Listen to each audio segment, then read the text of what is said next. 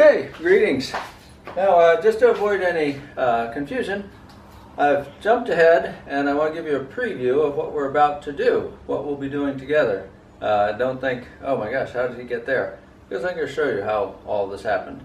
But what the point I want to make is that most of the build up to this point has been fairly similar to the smaller version of the kayak, which has the multiple part series on YouTube of assembly instructions. However, now we're departing from the order of progression that you see in that video because of a primary difference. On this larger, wider boat, the deck comes all the way back and interacts with the back of the seat. I'll show you how that works here.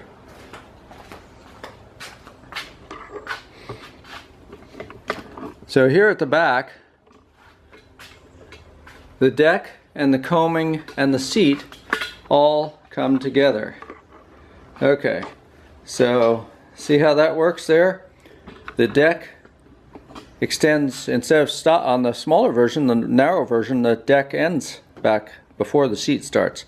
But on this wider version, the deck, side deck comes all the way, the bow deck, which continues to be the side deck here, comes all the way back and sits on this sort of wing of the back of the seat. And then the coaming is going to attach to the seat like so. And so all this is connected here. That's very strong and it works really well, but it does require a slightly different order of progression. You see, we've put our back deck, short back deck piece and seat back together, and we have also put everything in place using dots of super glue about every 4 inches or so, just to hold things in place. This has not been attached yet here, this back edge of the coaming, because there are going to be 2 more layers of coaming sitting inside there. So when we get the coaming laminated together and the back of the seat laminated together, that coaming will be attached there. So that just gives you a preview of how this boat goes together slightly differently than the narrower boat. And you can see we put the deck, we did do the deck first, we'll do the deck first, and the back of the seat. Actually, the back of the seat first, then the deck, because it sits on the back of the seat, and then we'll get the coaming tacked in place, and then when everything's tacked in place, we'll then laminate up the back of the seat, then 3 more layers of the back of the seat on top of this first layer, and then 2 more layers of coaming inside of this first layer. Okay, so that gives you a preview. Now we'll start to put it together, and you'll see how it goes. Quite straightforward, quite simple. Just a little bit slightly different progression than on the smaller boat. Okay, here we are. There's no super easy way to do this, but it shouldn't be too difficult, especially if you have a bevel gauge. Here's the bevel gauge set up here. I've got the back edge of the seat rest, the flat piece that we glued together, the three lambs of 0.065 plywood that we glued together. That's here. And then on top of that, I have a bevel gauge that's set to an angle of 80 degrees. Vertical would be 90 degrees. This is set to an angle of 80 degrees, 10 degrees less than vertical. That's the angle you want your seat back to be at. And I've clamped the bevel gauge down on top of the back deck piece here. So now I'm getting ready to add the back rest. And this is just plastic here. The seat deck piece, the back seat rest deck piece is sticking out over the edge by just a 1/16 of an inch or something, just enough that there's no contact there. So this is just plastic here, but plastic table covering. Okay, now the goal is to position this centered, so you're going to have an equal amount of space at this corner and this corner, and to get it at just the right height, and then we'll tack it with the CA. Okay, this is a little fiddly. If you have 2 people working on it, that's great, but not impossible to do alone. Now the key is the plywood along the edge of the deck, coming from the front of the boat, the bow deck piece. You can see that in position back a little bit farther if I tip you up a little bit. There, see that piece coming back from the deck? That piece is going to be just slightly below the deck edge of the carbon fiber tube, just a little bit below the edge of the carbon fiber tube. This piece of flat plywood is going to, the surface of this piece, the back deck piece, back support piece and the back deck piece, this wants to be flush with the carbon fiber tube. So now we have to set our seat back down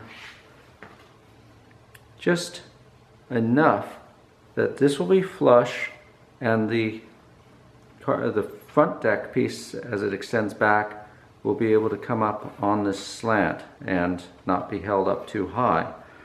So this wants to be flush with carbon fiber tube, and this corner right down here of the back rest piece, this corner right down here wants to be just at this level where it'll fit underneath the front deck piece.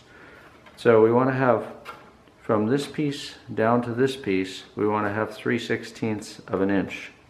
So from the top surface of this back deck piece down to the corner here of the backrest, right on the corner, we want to have 3/16 inch. I'm going to swing you around so you can see the angle better. Here. This measurement, although it's not totally critical, it will make things line up a lot more easily. So from this corner of the deck, let's go down too. If we get a lower angle, will be a bit better here. Because where these parts come together, this is a little bit more complicated than most of what we've been doing, as far as getting all the positioning right. So we want to have this corner of this piece where this edge slopes down. We want to have the corner just 3/16 of an inch beneath the surface of this piece. That means the front deck plywood will lie on top of this piece, and it's a little bit below this corner. Okay, so 3/16 of an inch from the surface here down to the corner of this backrest. Okay, let's swing around a little bit more. So from this flat surface here, oops, I'm in the way. This flat surface here down to this corner here, just a 3/16 inch drop from here down to the corner there. Okay, that's this, the corner where the slope ends right there. 3/16 of an inch from the top surface down to there. Okay, in fact, we'll zoom you in. I never mind repeating. I know it can be tedious, but somebody's always going to have questions. Which surface do you mean? So from this surface here of the back deck piece down to the corner where this slope gets to the edge. So this corner here, from this slope down to the corner, this corner will be 3/16 of an inch below the top surface of this back deck piece. Okay, now you've heard it, what, 4 times? Should be clear.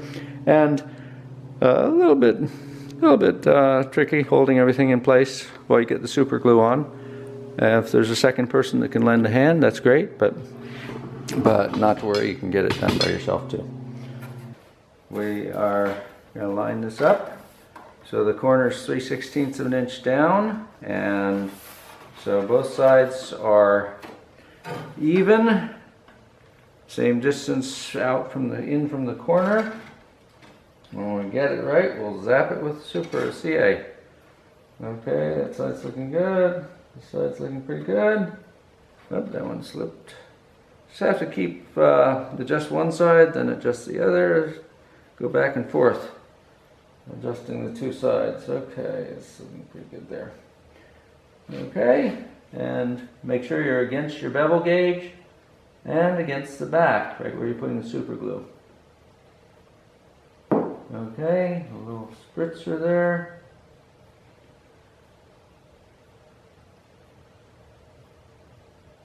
Looks good.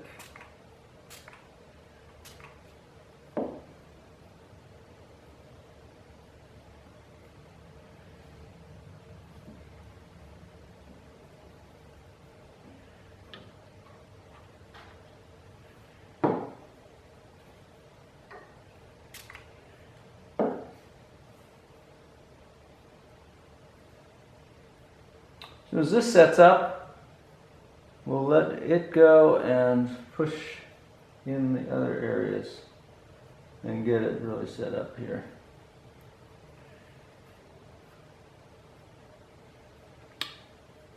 Okay, it should just about do it. Those spots. I'm going to push it in back over here.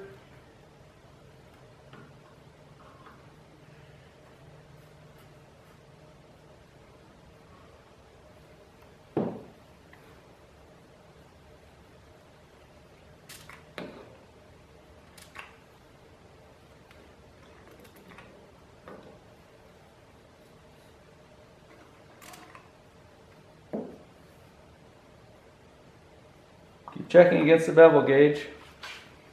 Looks like we have it nicely aligned up at the sides. Just the right distance down. Everything looking very, very good. So that was pretty easy.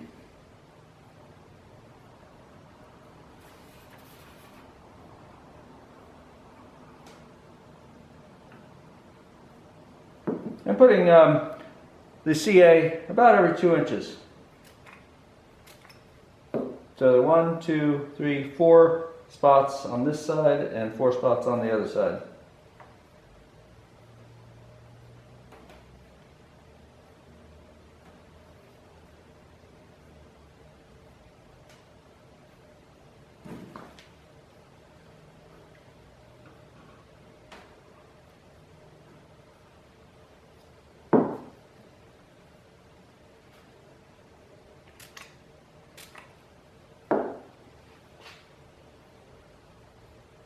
Okay, that's the most difficult part over. Wasn't too painful, was it? Looks good. Okay, now I want to zoom in and show you the exact placement. We're going to go down a little bit and change your angle so you can see the exact placement of this. Okay, here we go.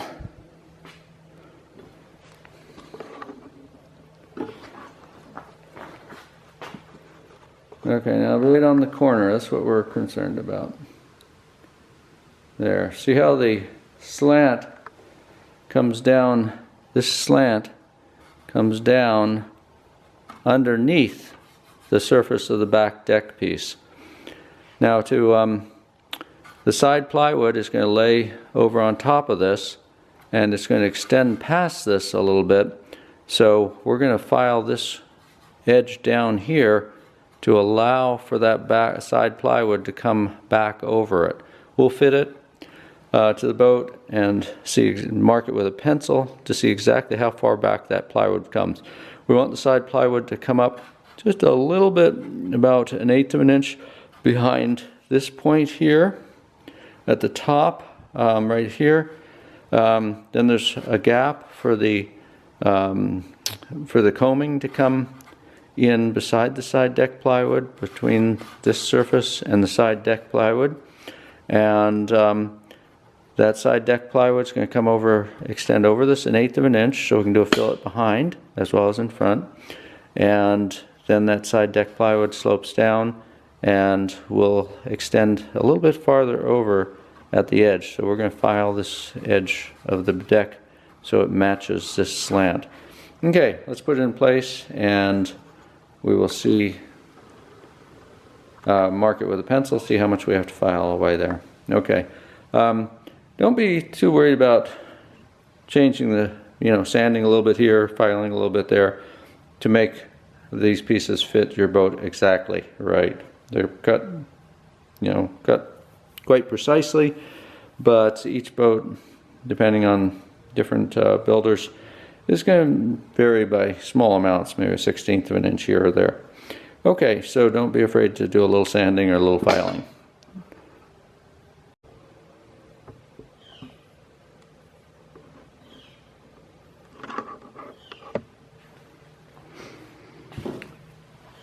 Okay, now we're in place on the boat. Here's our side deck here, and here's the back deck, and here's the back rest. Okay, this is slid back. It's in position across the boat, but this is farther back than it will eventually be. So far, let me point out what we've done up here. We have CA on the deck, between the deck and the carbon fiber tube, every 4 inches back to about here.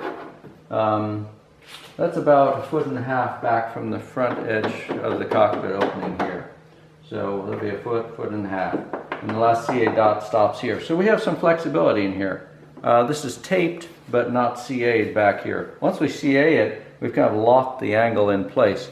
We don't want to lock this angle in place until we have it sitting on this angle here of the backrest. So let's zoom back here. So we want the side deck to be at the right angle to sit right on here nicely. Okay, now we're going to slide this piece forwards. We have to lift the side deck enough that this will slide in, and that's looking just about the right positioning there. And so now we can see we have about 1/8 of an inch overlap here. Oops. Hands out of the way.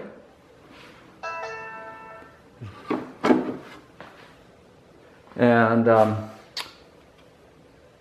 we're going to add one more detail here. 1 second, I'll be right back. Okay, just for ease here of holding things together, I've added a bar clamp across the sides of the boat. Just very gentle pressure, hardly pulling in at all. Just moved it in maybe a 1/16 of an inch at the most. And a pad on each side underneath the clamp. On the other video, part 6 of the 7-part video, it shows you how you can also use a cord around the boat and then twisting, leave it a little bit loose, wrap the cord around the boat, tie it a little bit loose, and then put a piece of wood, twist through the cord, twist it around to tighten the cord just the amount you want to get the sides together, just a teensy little bit. And that makes it easier to fit this piece because now it just sits in place. Maybe your piece fits in place tightly, but this piece just a teensy bit loose, so now it fits in place tightly and it's easier to work on. Okay, now, we've got this, so the side deck overlaps the back piece right at this corner here, just about a 1/16 of an inch, between maybe 1/8 of an inch. Leave 1/8 of an inch. That way we can get a nice fillet in behind that to support the back piece, and that'll hold it up well. Then the side the cockpit coaming will come a little bit back beyond this piece of the backrest as well, and we can do a fillet right up the back side there as well of the coaming. Let's make that a full 1/8 inch. So the coaming will end the same place, and we'll have an 1/8 inch of coaming extending past the back of the seat. The seat will get 3 more layers. So we're going to do a 4-ply laminate for the seat. So looks a little bit flimsy right now, but with four layers laminated together, it will be plenty strong. Okay, so now we'll we have an 1/8 of an inch here. Let's zoom in on that.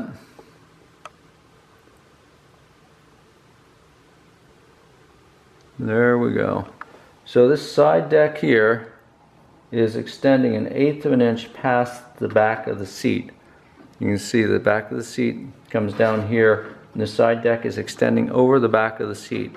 That will allow us to do a fillet back underneath here with epoxy to support this, and then the cockpit coaming will come back, and we can do it'll come back and overlap the backrest by 1/8 of an inch all the way up to about here, and we can do a fillet in behind there as well, and that'll give the backrest quite a lot of support.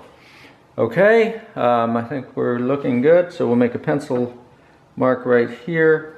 That is where, to this point, we'll need to file this piece, the top edge down, so this side deck will come down where it should be relative to the carbon fiber tube. Right now the side deck, whoops, let's get your angle right there. Right now you can see how the side deck is sitting up on top of this, which holds it up too high above the carbon fiber tube. So now we'll file from the front edge of the back deck right up here back to this point, an angle, so the side deck will fit down and lay just where we want. And then this deck will also go down a little bit, so the top surface of this deck is blocking your view entirely, aren't I?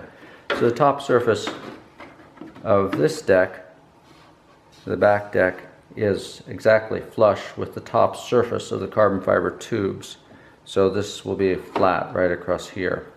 Okay, and we'll make a mark on the other side, the same, and then we'll be ready to file that angle and have the piece mostly fit.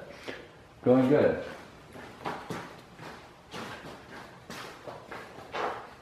Okay, so here we are at the other side. We're going to line this up just the same. It's really already lined up. So it's just a little bit there. So 1/8 of an inch here at the side deck, extending over past the back rest about 1/8 of an inch. Make a mark here, and we're ready to file. Okay, so that went well. Once we get this filed, we can get epoxy on it. We'll get epoxy on this backrest here and underneath here in a fillet, and we'll have a nice solid piece here. Now we have our, actually used a belt sander, the edge of the wheel on the belt sander, but you can use a file just as easily. We have our angle filed in here, and let me pull this out so you can see. So, is that going to show up well enough? So this was our pencil mark right here, and now we've filed the angle, so this back deck is relieved, so the side deck can come all the way forwards to here, and it's going to come up to an angle here, meeting. So let me put it in place again, and you can see exactly how that's going to fit.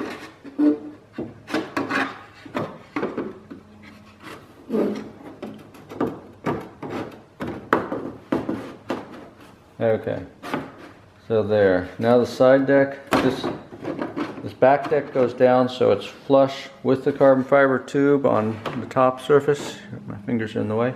This back deck will go down so it's flush here with the carbon fiber tube right across flat, and the side deck now can fit down so the side deck is just a bit below the top of the carbon fiber tube, just like we were doing at the front.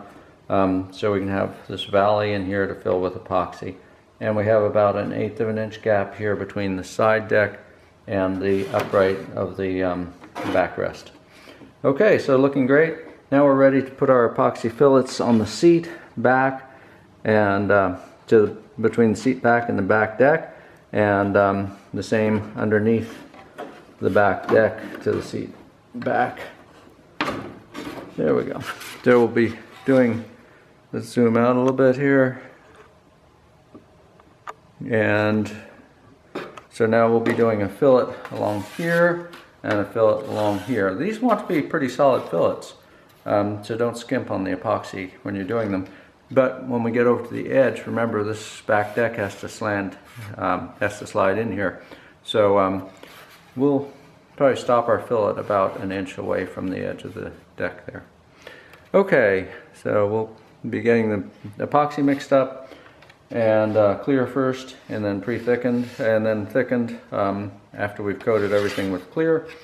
Then we'll do the thickened, and while we're at it, we'll go ahead and coat the top surface of the back deck and the bottom surface of the back deck and the back of the backrest down here. I don't think we need to do the back of the backrest up here. We'll leave that so it's a little bit more flexible while we're laminating everything together. Okay. Okay, now we're coating this piece. Gravity is working in our favor. We've flipped the piece upside down. The backrest is pointing down, and gravity is pulling the epoxy down into the, since the backrest is slanted, there's more of a gap on the bottom side between the backrest and the back deck. And we want to fill that with epoxy, so we're using the clear with this upside down and filling in that, that little groove there. And then we'll go over that with a fillet, pre-thickened epoxy, of thickened epoxy, and that'll lock that clear in place. Otherwise the clear would run out when we turn it over to the other side.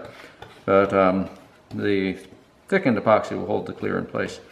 Now we're coating the deck, back deck, almost entirely, but we're just going out to within ½ an inch of the edges of the back deck, because when we glue that in, we can glue epoxy to epoxy, but gluing epoxy to wood is always better. So we're leaving a ½ inch margin at the edges of the back deck. So when we get ready to glue that in place, we'll coat that with clear, and we'll have the clear of that joint soaking into the wood grain, and instead of just attaching to the surface of the epoxy we put on earlier. Okay, so any place you're planning, anticipating a joint, leave bare wood instead of coating it. Okay, that looks all coated, and we've coated the back of the backrest here thoroughly. Okay, looking good. Out to the, almost, again, ½ an inch from the edges where we'll be gluing it into the boat.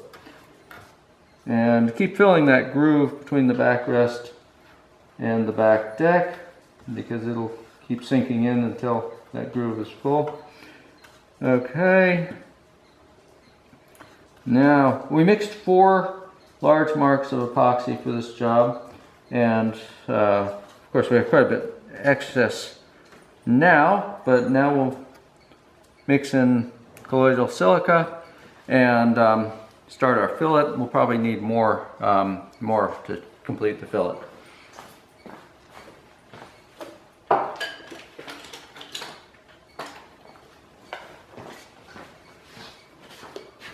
Okay, so here's our silica. This is the stuff you don't want to breathe, so mix it very carefully. A mask is a great idea. In fact, I better set a good example and grab a mask here. Okay, so any kind of filter mask, although those ones that just paper masks don't really seem to do very much. Okay, somewhat muffled here. That's a fairly heaping teaspoon, plastic spoon. Stir slowly at first so you don't get that up in the air. Once it's all, starts to get mixed in, you can stir more aggressively. Now we're going to try to do both our fillets top and bottom at the same time.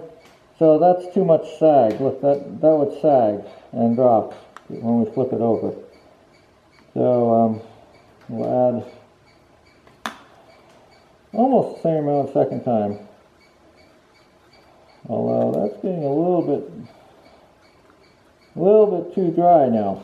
Okay, so that was a good, good example of how it goes too dry. Now that's going to leave barbs and sharp places and everything. It won't spread smoothly. See how it just doesn't meld itself back together. So we're going to add a little more resin and hardener and get this exactly right. It's we're going to need more anyway, so this is easy. We'll add 1 large mark of resin and 1 small mark of hardener. So don't start doing fillets until your epoxy is just right. I'm pulling 2 marks up, I'll just squirt 1 out because I don't trust that bottom mark. Okay.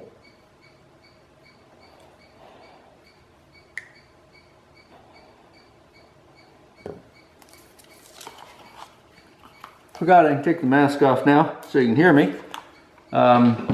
Keep your silica tin well away from any edges. Just moving it into the table further so it's safe, can't get knocked on the floor. And that's a critical thing working with silica. Be extremely careful of it. Don't get it in the air, don't breathe the air. If it gets in the air, get out of the room right away. Okay, now we're looking a lot creamier and smoother. Let's see if we're too liquid again. Okay, so here's a blob on the brush. Here against my shirt, you can see it. That's staying pretty still. That's a bigger blob. That's about the size blob of a fillet or a little bit bigger. It's not moving much. See that? Okay, so let's go with it.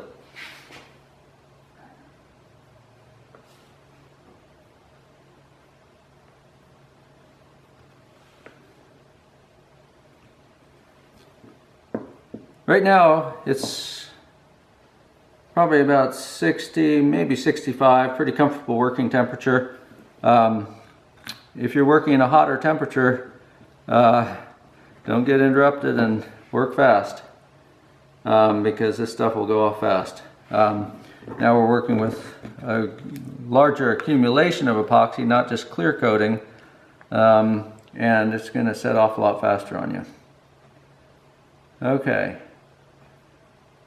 So that's got me about a third of the way across, third or a quarter of the way across. And you'll see I'll generate some extra when I smooth this fillet out. So, whoopsie, don't like that.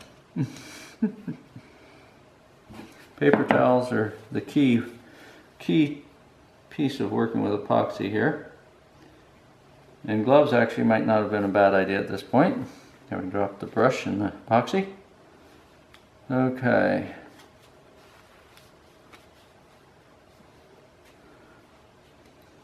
And never reuse paper towels, always throw them away.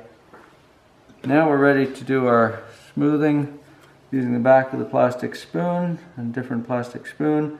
Now tip the plastic spoon as far down as possible to get the biggest fillet possible. Okay? We want a pretty significant fillet down here. Because we want all the support we can get. Okay, and that generated some extra. We'll clean that off and spread it, and then we'll mix some more. Okay, I think you're getting the idea here.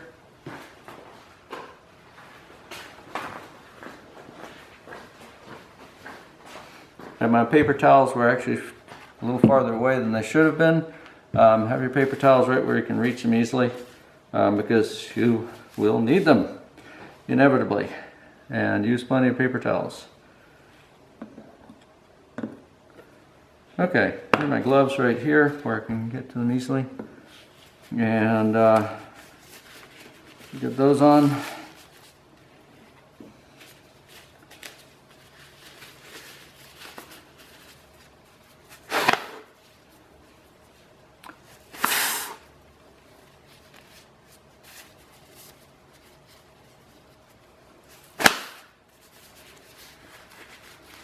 Works well to blow the gloves out. These are gloves I used last night, but I didn't get holes or anything in them, so they're good.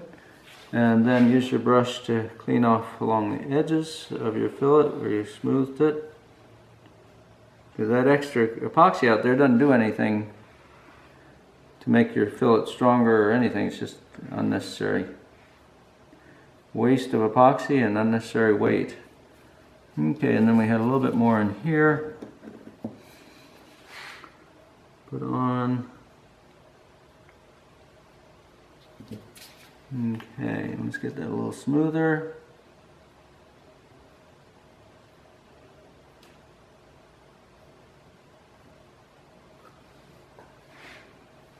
Okay. And again, we'll clean off the excess along the edge.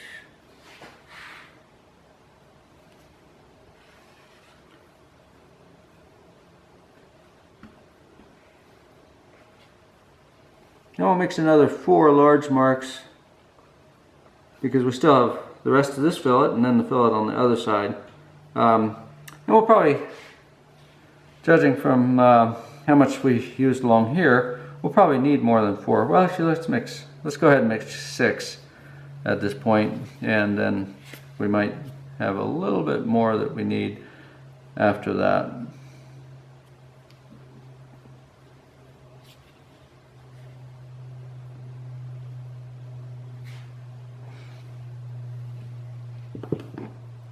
And we'll need a second container now because we're going to finish this fillet.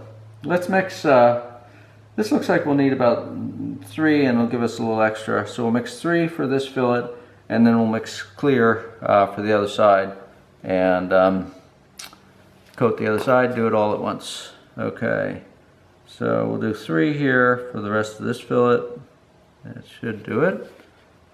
3 large marks of resin and 3 small marks of hardener.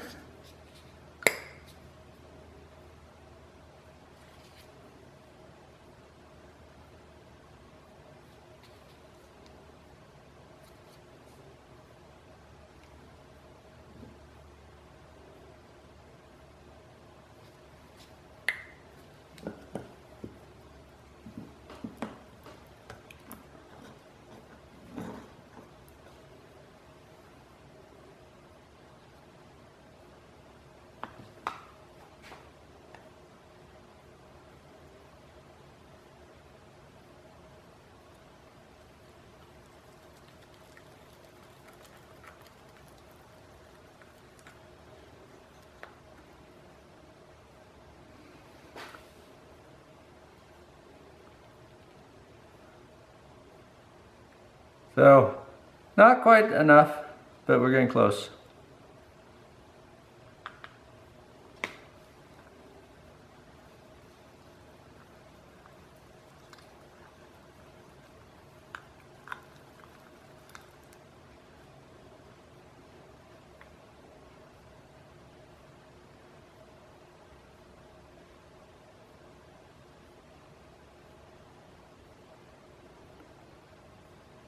Pretty close, but not quite enough. A little bit more.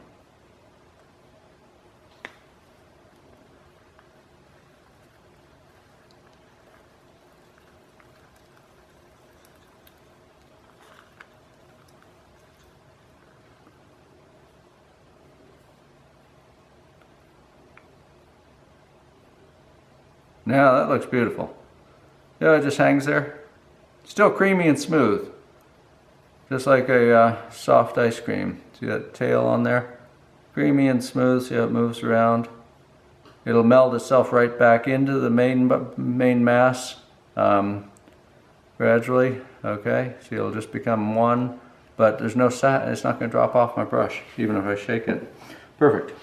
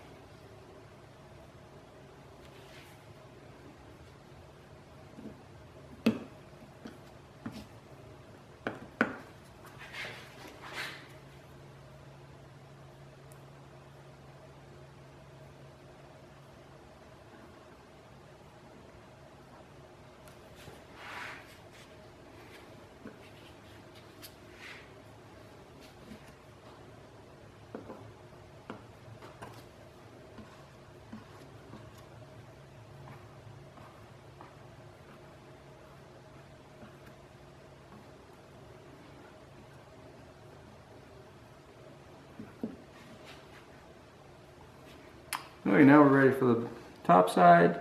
We'll set it right here.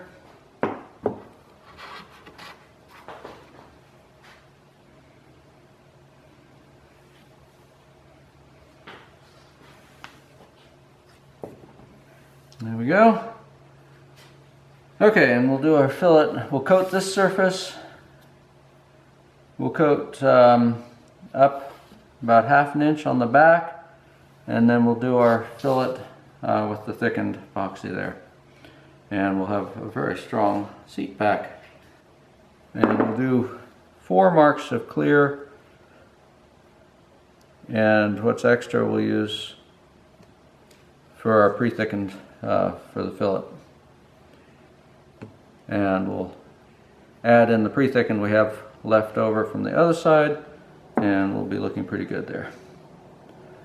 Okay, and hardener. So it's 4 marks of clear, helps to say it aloud. 4 marks of clear, especially if you get interrupted. And 4 marks of hardener.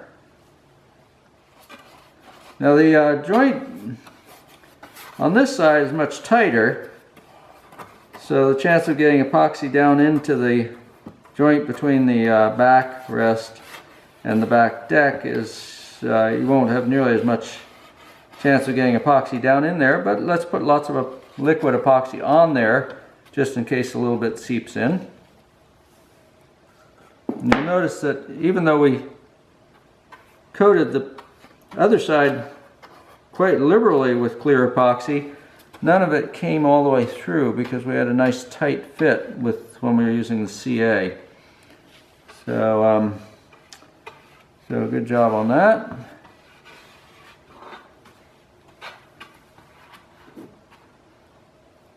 Eventually the whole back of the seat will be coated with epoxy, but we don't want to do that quite yet.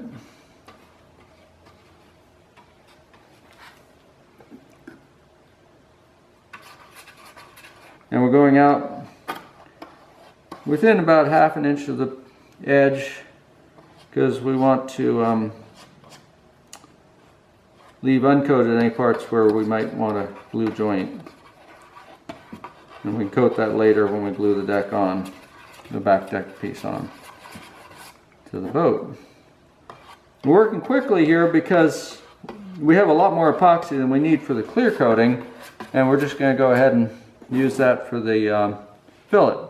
So we have a fair amount of epoxy in the pot that's trying to set itself off as fast as it can, and so we want to get this done fairly fast so we don't lose the rest of the epoxy.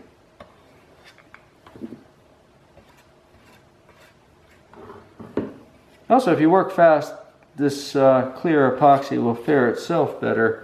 You'll have fewer brush strokes, and they'll just turn out nicer. If you take your time, it'll start to set itself off, and then once it's applied, it won't fare itself as nicely. Okay, let's set that right there. Okay, now we still have about 3 left, and we'll add our silica. A little bit more. Mix that in, and then we're going to combine this new batch with the old batch of thickened epoxy that we used on the bottom side. Now this batch, since we'll leave this sitting upright, this batch doesn't have to be quite as totally sag free as the bottom. That's a little bit too much sag still though. So we'll add a little bit more. But this will be upright, this fillet, while it sets up, so it's not going to sag. I mean, any fillet will slump a little bit if it's not thick enough mixture, but it's not going to sag like an upside down fillet will. Okay, you can see that's still sagging a little bit. Then we've almost got it. Let's see. let's go just a little bit more. Let's mix in our other batch first. Here's our other earlier batch. This is inevitably going to be a little bit thicker now because it's setting up. So we'll mix this in and see if we've got the consistency we want. If this stuff has set up too much for you, if you're working too slowly to use it, just jettison the old stuff and just use new. This fillet's going nicely. We're real close to having enough. When we clean this off, we might have enough.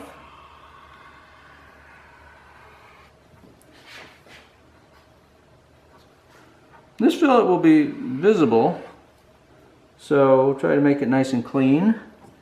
Anytime you're doing a fillet, the goal is to have as little sanding as possible necessary afterwards. It's much easier to work with, to get epoxy smooth while it's still creamy, rather than trying to get it smooth by sanding. So a little bit of attention to getting things smooth and appearance here.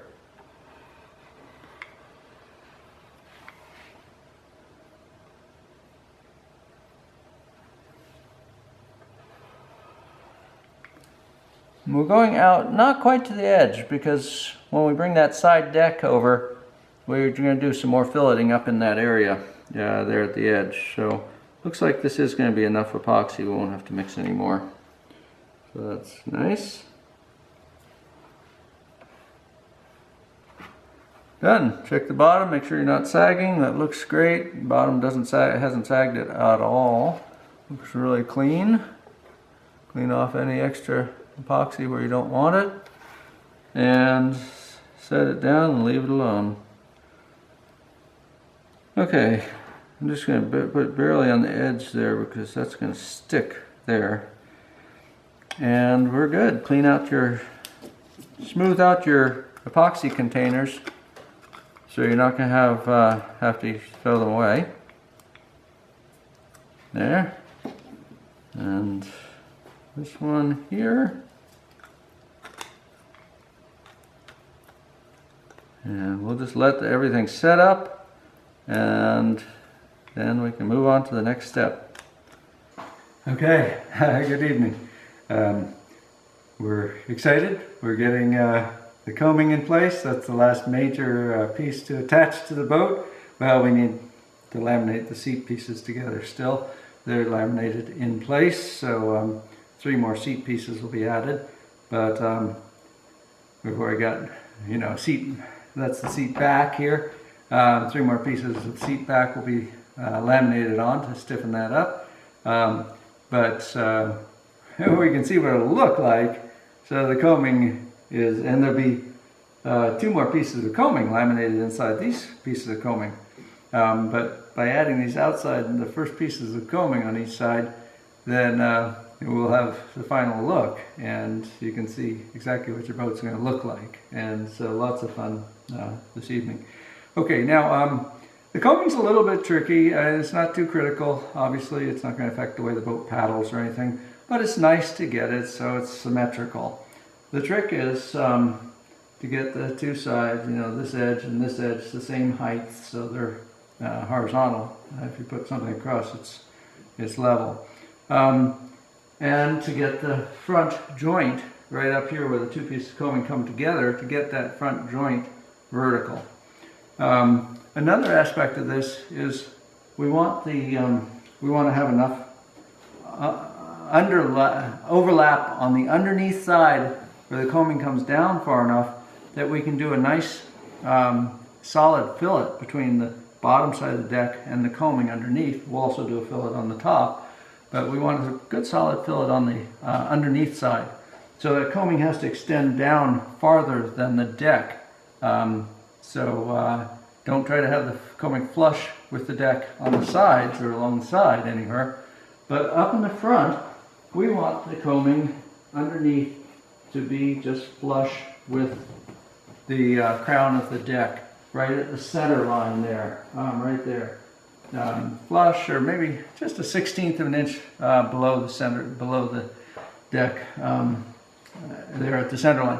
The reason for that, and we do talk about that in the first video, and it is in the same in that video. The reason for that is that when we dump the boat, if there's a little bit of water in the boat, when we dump it, we want to be able to dump it upside down, have the water in the bow run down the center line and exit the cockpit. If we have this coaming down too far in the front, right at the peak, then the water will not be able to get out of the boat, and we'll have to sponge it out. So right up here, right at the center, the two pieces of coaming come, so they're set in, the two pieces where they join together in the V are set into the deck, but flush on the bottom, or maybe just a 1/16 of an inch below the rest of the deck underneath. So the water will run right out and dump out of the cockpit easily. Okay, now we've got like a lot of the pieces, when you're taping them together, it's like, oh, this won't stay in place, tape won't hold, rub it on tighter, use a new piece of tape if a piece of tape isn't holding. Get the coaming in position with the blue tape. If you have a second person to hold it while you tape it, that's great. But tear your piece, cut your pieces of tape about 4 or 5 inches long, and have them sticking to the edge of to the carbon fiber tube along the edge, just ready to grab them and use them. Otherwise, if you're trying to cut your tape and hold the piece in place and everything at once, it's not going to be quite so easy. So have your piece of tape cut, and you won't have any trouble really. The trick though is to get it symmetrical, and so to do that, depends how careful you want to be, but usually it's easier to be more careful. To get it symmetrical, we want to get our boat level, because if it's not level, your eye won't be able to tell you if it's symmetrical or if that front joint there is exactly vertical. So we're going to prop up our boat. I actually like using these sanding blocks to wedge underneath each side. These are the blocks I'm talking about. They're soft, well, they're hard rubber, but they're not going to damage the boat at all, and they're wedge shaped. So let's stick a couple of these underneath the boat, and you can see the level there on the back deck. We'll get that reading even accurately. And once we get the boat level, let's see, so we need to go up a little bit here.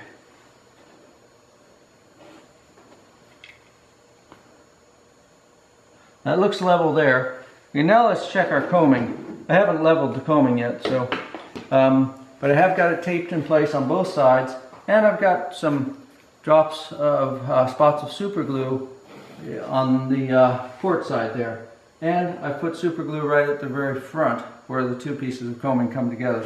So I've got a little bit more control than just the tape, but on the side towards me I only have tape. So on the starboard side just tape, and that may release when I set the weight of this level on it even, but on the port side I've got that where I think it should be, and about 4 drops of super glue, which I could, if I needed to, I could cut those with a single edge razor. But look at that, oh my gosh, that's too good to be true. It's almost perfectly level. This side could come up just a teensy little bit. I'm going to check the bow. That's pretty good. It's possibly off the slightest amount to this side. If I pull this up, that should start to true that up. Let's check the level up here. See when I pull that up. Yeah, that's perfect. Okay, that's very nice there. Okay, so I just need to pull my side up just the slightest bit to get everything true. Now let's get the glue on it, the super glue, the CA, the super glue, and see how we're doing. I put the level on while I'm putting the top super glue on it. I've got my accelerator handy, and let's go for it. That looks nice. Let's go.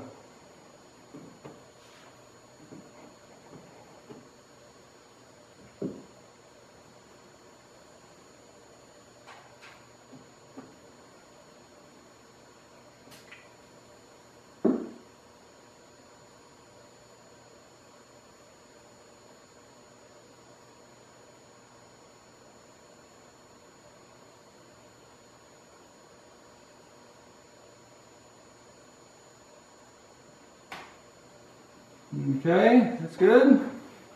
Move back a little bit. Check.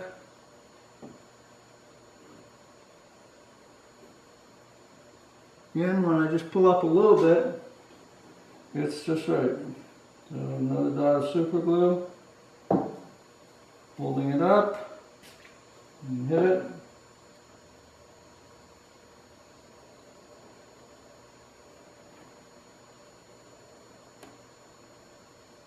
Don't want to let go of it too soon. Okay. That's okay there. Okay. Very nice. Looks great. So you can see that with this is a 2 foot level. That's a big help. You can do it by eye, but the level is going to make it turn out a little bit better. However, no one else is going to check it with a level. They're just going to do it by eye when they look at it and say, "Oh, that looks nice." So if you have a good eye for getting things true, you probably don't need the level. Don't have to have the level. Okay, and then before we now let's not just assume it's right. I mean, the level tells me it's right, everything, but I'm going to look at it from every angle. I'm going to look at it really carefully now, and then in the future, I'm not going to really look at it that carefully again. I'm not going to do the whole thing, put in more super glue and everything, and then epoxy and everything, and then look at it really carefully. I'm going to look at it really carefully now, see if I'm pleased. If I'm pleased, that's all that counts. Okay, because we can still cut the super glue with a single edge razor. It's really quite easy. It only takes a few, 10 seconds or something. You just kind of wedge the razor in lined up with the piece you're cutting along. They'll be lined up with this edge here, wherever that's, I can't see where those dots of super glue are. So you take your single edge razor, I'll get one. I have one here because I did cut a couple of drops of super glue. In fact, this is a good time to talk about it. Along the deck edge, there were a couple where the edge was either a little bit too high on the carbon fiber tube or a little bit too low, and I had these drops of super glue every 4 inches, and I wasn't totally pleased with it. So you just take a single edge razor blade and take a new one. Don't use old ones. Don't use rusty ones. They've been in your workshop for 10 years. They're not as sharp. Use a brand new one, and get a pack of 50 or 100, and then you're never going to hesitate to use a new one because you got so many. So on the deck edge, you just kind of try not to slice into the carbon fiber tube, but you just kind of wedge it in and kind of work it at the start of the CA and kind of work it back and forth as you go cutting through the CA. At first you think, oh gosh, is this going to work? It's kind of hard to cut through. But yeah, it works. So on this one, you try to be parallel to the coaming and just kind of work it down and along as you cut through the CA. So not a disaster if you don't have it looking right. So now's the time to check it. It's sort of getting back to that, because we can still cut the joints and reposition it if we are not happy with it. If you're happy with it now, that's great.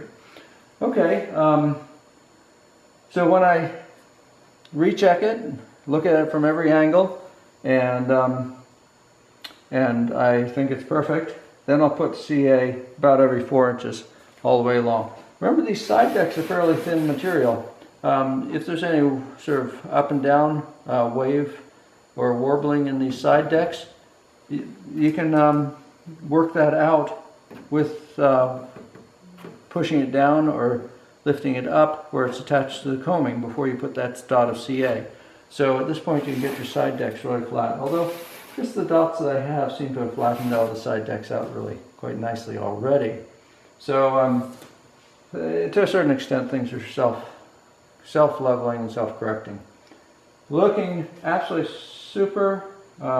Real pleased with it at this stage, and I can't wait to get it out paddling. That's why I'm working late at night tonight, because I really want to go paddling. in this new boat because I think it's just going to be super fun. Okay, the smaller, lighter version is super fun. This one's going to be just as cool. Okay, I think that's all you need to know for now. More dots of super glue every 4 inches or so, and then when we get back, we'll be next stage. We'll be getting some epoxy on things and fitting the inside coamings. The 2 more layers of coaming. This is way too delicate at this point for the coaming, and so the 2 more layers of coaming, and then 3 more layers of seat back. They'll be laminated on in front of the seat back. 2 more layers of coaming. They'll be laminated on the inside. So there should be clearance, if everything's lining up right, there should be clearance inside the coaming enough for 2 more thicknesses of the same coaming. Although if you ran out of space, you could recreate one of your innermost piece of coaming. You could make that so it just butts up against the seat back on the inside, but I'd rather have it overlap really. So you can do a test with some scraps. Those 2 more layers should fit right down in there. It's tight. I'm gonna have to sand a little bit of wood off, but not very much. Looking pretty good. It's just right at the very bottom. We're getting a little bit tight. Yeah. So I'll take a little bit more. I'll sand my seat back, the edge of my seat back, in just a little bit, so these 2 pieces fit in quite easily. In fact, that'll be easy to do because I'll just wrap the sandpaper around 1 piece and just rub it back and forth in there. Let's see that. I'll show you.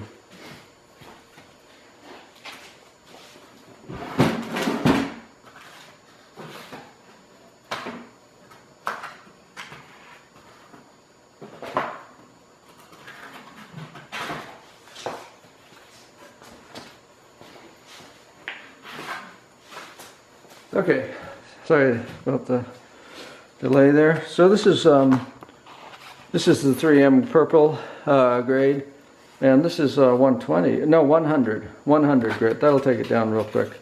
So we'll just put that inside the plywood like that, and work it back and forth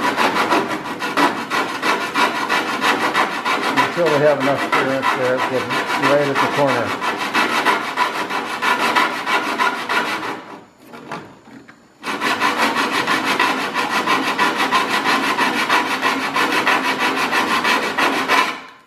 Okay, let's test that.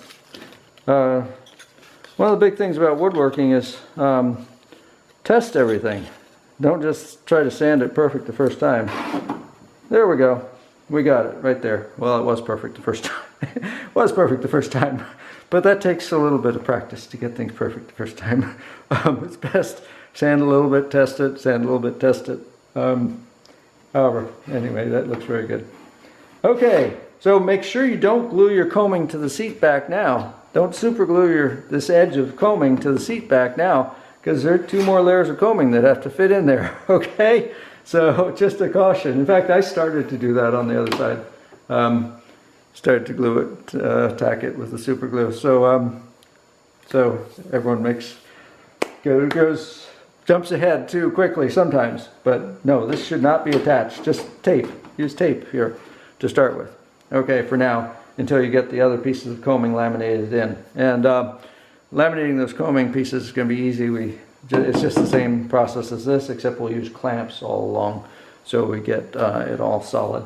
And that'll be nice because then we're creating, rather than having a thicker piece of plywood for the coaming and bending it, where it's just a piece that's bent into place, when we laminate it in place, we're creating a curved piece of wood with 9 layers of laminations.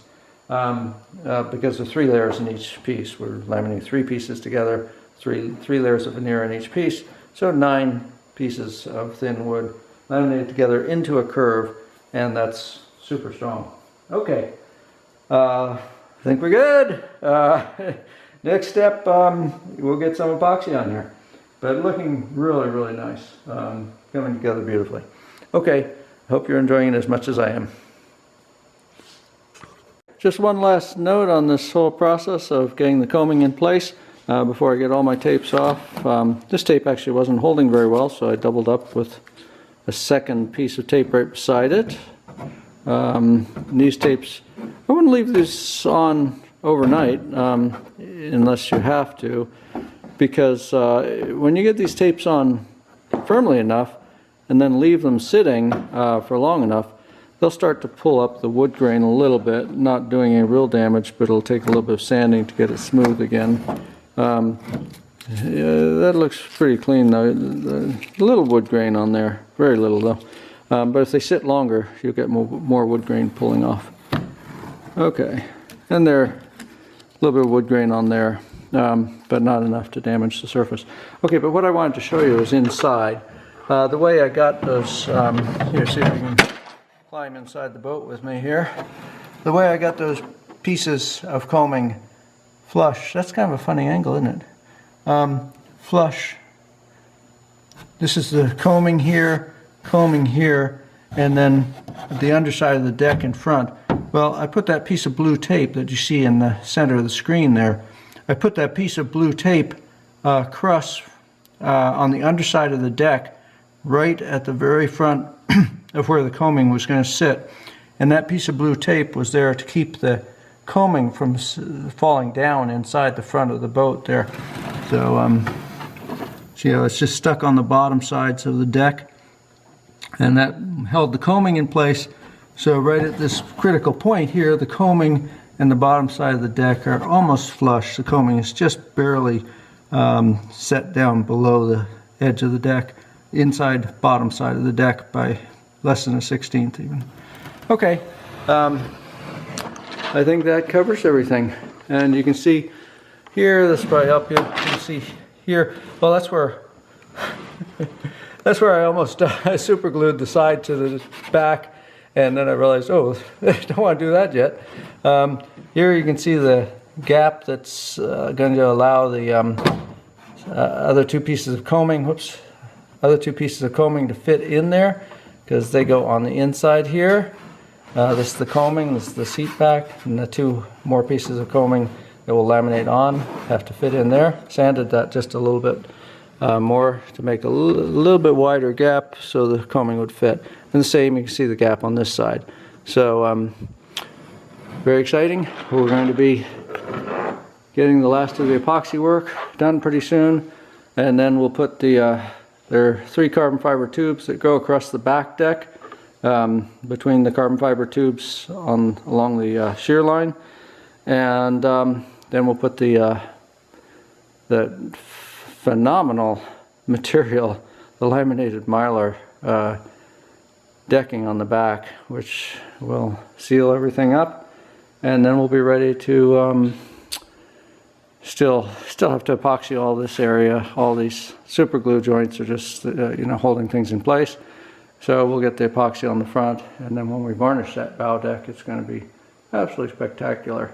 And you can see the hull is gorgeous, just gleaming in the light there, reflecting everything off the table. So you get some odd colors in there because the blue tape reflects blue on the side of the hull. But she is just going to be a beautiful craft. Very elegant, very stately, and super light and super fun to paddle. Okay, you can tell I'm excited at this stage. Well, I'm excited at every stage. Okay, there we go. Enough admiring your work. Time to move forward and get some more done. Okay, bye. Today, we're going to work on several things. We'll see how far we get. But one of the goals is to see if we can get clear filling along the edge. Well, you can see here, right between the carbon fiber tube and the bow deck.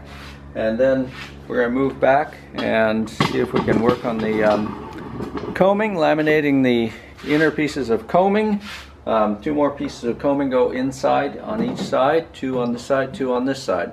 So 3 thicknesses of plywood for the coaming. And then on the back of the seat, we will laminate on 3 more seat backs thicknesses. So there are 4, 1, and then 3 more.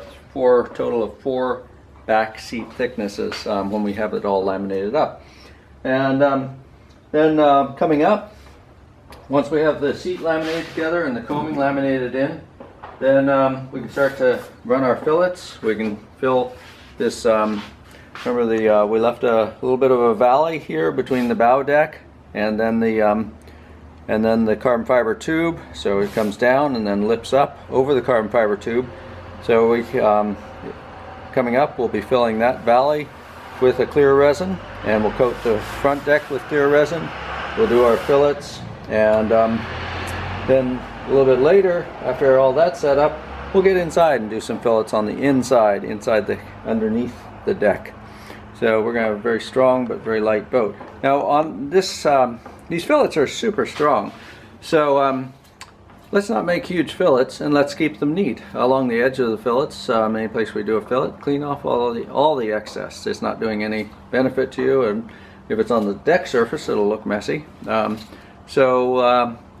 Let's keep it light. Let's not use more epoxy than we need to. This stuff is, if you're new to epoxy, it's phenomenally strong. You don't need much to make the boat very, very strong. So keep it light. Okay, starting point is right here. We're going to back you up a little bit so you can see better. And starting point is sanding the edges of your back pieces smooth and the edges of the coaming pieces smooth. These are the coaming pieces, the long thin ones. So let's get some smooth edges, get the tabs sanded off, get all the fuzz off. We don't want to have to sand the fuzz off after it's coated with epoxy. It's a lot harder to sand the fuzz off once it's coated with epoxy. I'm using 150 on this, and it works great. This professional purple 3M professional paper, which is you can find it online, or you can find it at Sherwin-Williams paint stores. And ask your local hardware store to start stocking it, because it's phenomenal stuff. Okay, so we're just taking the fuzz off and the little tabs off. Try not to sand across the grain, because if it's one of the middle pieces in the lamination, it doesn't matter at all, obviously, but this surface piece is going to be visible and wants to be beautiful. The last piece to laminate on is the back of the seat, and will show. So try not to scratch the wood up by sanding across the grain. Okay.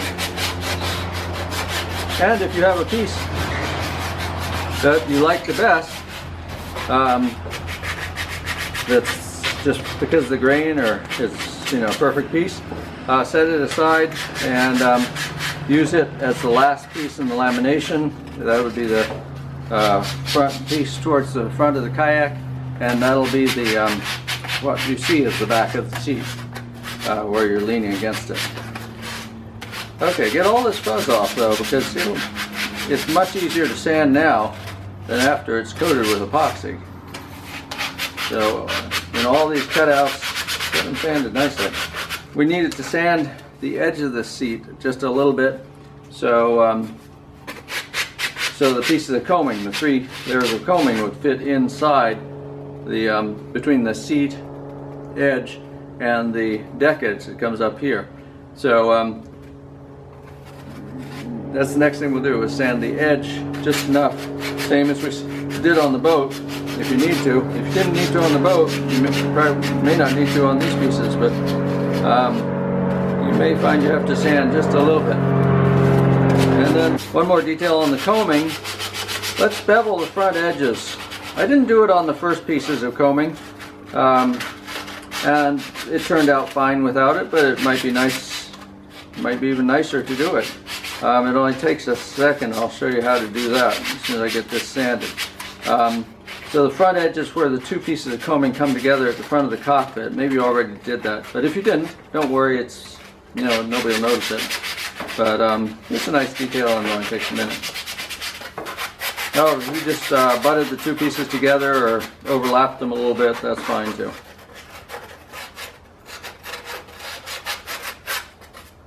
Okay, and here we have it. So that piece is all sanded and smooth, and all the fuzz off. Okay, now I'm going to show you how to sand the edge of this in a little bit, you know, on the table, because that's important. Okay, so it'd be a lot easier with a block. You don't want it sticking out over the table because it's going to bounce up and down. Oh, I missed some fuzz here. Okay, you just want it just barely sticking out, just 1/4 of an inch from the edge of the table, and so that's clear. And then you can just, most of the sanding is the downward pressure there.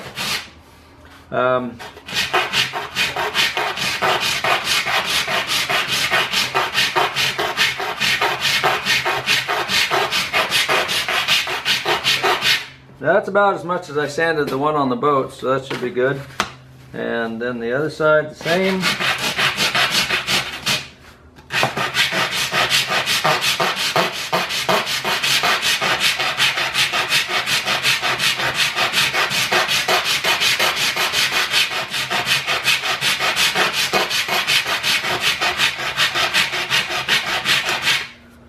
And remember, you're most concerned about this lower corner edge here, sanding it enough right here. You want to keep it straight, but sanding it in far enough that the deck allows room, comes up to here, and allows room for 3 pieces of coaming in there. Okay, now I'll get those other seat backs sanded in just a minute, but I want to show you how to sand the coaming if you want to do that bevel joint at the front edge. So first, pick out which sides you want to be showing on the inside. This is all really nice, but you know, sometimes there'll be a slight flaw in the plywood, in the wood, or you may like one grain better than another. But all these pieces look great, so I don't really see any difference between them. Yeah, they're all beautiful.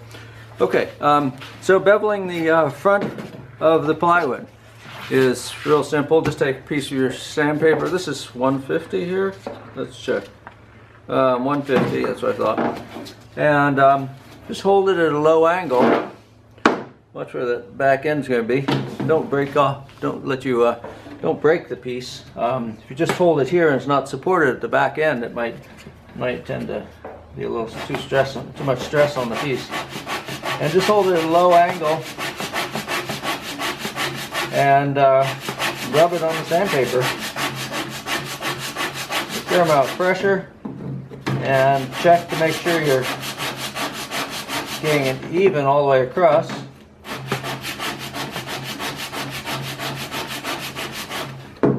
And that's it. So let's see if you can see that. I don't know if you can see that angle.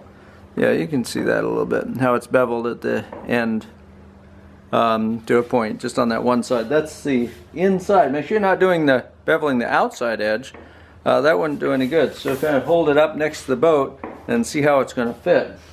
And make sure you bevel the inside edge there. So this is going to fit in the boat like so. And yes, I did the correct edge. That's great. If you have too sharp an angle, you know the epoxy is going to fill it. It doesn't have to be perfect, but it will be nice to have those two coming together in a point instead of butting up against each other or overlapping each other.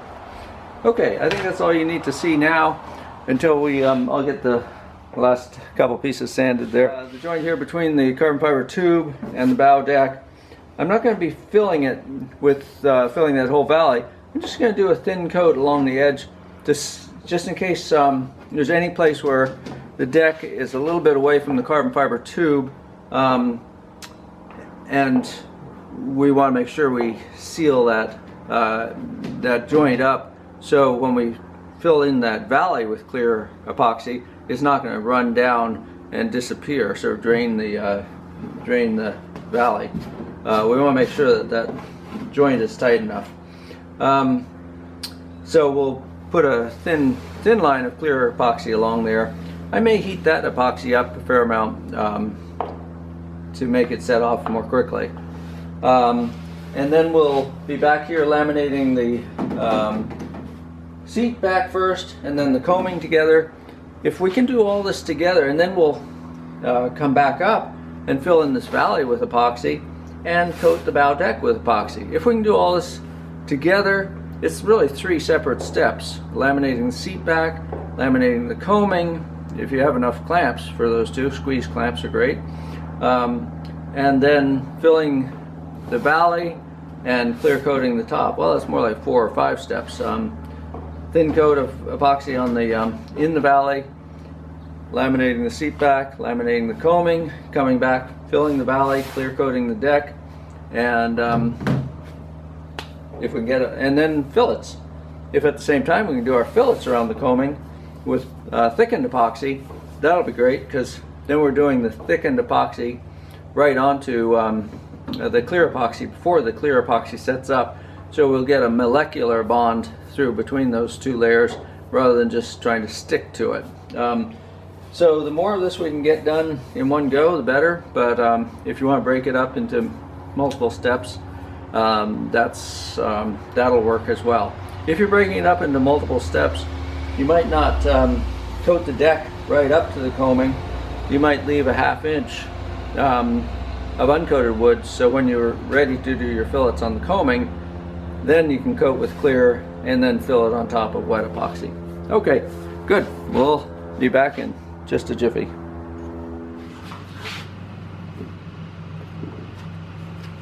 Okay, now having been so forward looking as to think we could get the deck and the coaming fillets and the valley filled and everything, by the time we got ready and set up, it's getting later in the day, and I am working outside under a covered area, so there won't be any direct sunlight, but I'll lose my light if I try to do all that work. And good light is really critical. I could bring out lamps and everything, but it's also a little bit chilly, and the epoxy will start to act differently. It's probably about 60 now, right now, and probably get down to 50 or 40 even. So a few more details. Tape along the edge. The top edge of that masking tape should be just about centered on the carbon fiber tube, about halfway up the carbon fiber tube. And then make sure the top edge is pressed tight along the carbon fiber tube, so you won't get any leaking in there. And the bottom edge doesn't need to be attached. In fact, if it's hanging out, that's fine, because any epoxy that runs over the side will drip on the floor instead of running down the side of the boat. But this is 1.5 inch tape. 2 inch tape would be great, but 1.5 inch. I'll just have to watch it, and if I see epoxy running over the side, I'll have to wipe it off before it gets past the tape and onto the hull. You could do 2 layers of 1.5 inch if you wanted to be really meticulously cautious, but I think I can get away with just 1 layer.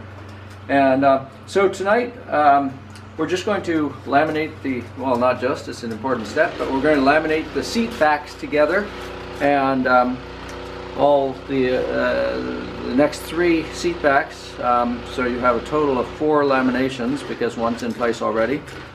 And then we're going to also laminate the coaming together. You really need to do those 2 steps pretty much simultaneously. Well, you don't have to, but it's nice because then the coaming will be right up against the wet epoxy of the seat back laminations. So it'll just be a very natural thing to do together. If you did it separately, you just have to clean off, while the epoxy is still wet on the seat back laminations, you'd have to clean off the epoxy along the outer edge where the coaming is going to overlap. So you make sure you have a clean surface for the coaming when you get ready to do the coaming. But as I say, it's probably easier to do them both together.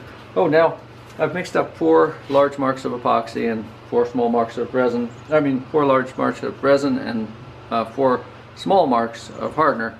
Now this is something I want to show you. This is a regular squeegee, but I've done something special with it. So here's a flat squeegee, and you see the edge is just flat and perfect. Now this squeegee has little teeth cut all the way along. That's a little bit tedious to do, but it sure works nicely. You just use a little razor knife to cut those teeth, and try to make them an even depth, so they don't have to be necessarily even width. but in even depth. And we'll use this tooth spreader for spreading the epoxy. That gives an even coating of epoxy on the surface. Okay, so and those are fairly fine teeth. You can, if you want more epoxy on the surface, you cut deeper teeth. So this will work very nicely, and that's just a matter of just with a knife just slicing little teeth into it. It works quite well. Okay, and here we are all set up. You want to have plastic on your table for so you don't have to be too careful with the epoxy, and try to have enough working space. I'm a little crowded here, but it'll work fine. And so I'm gonna, since we're doing all of these, I'm just gonna lay them out like this and start spreading.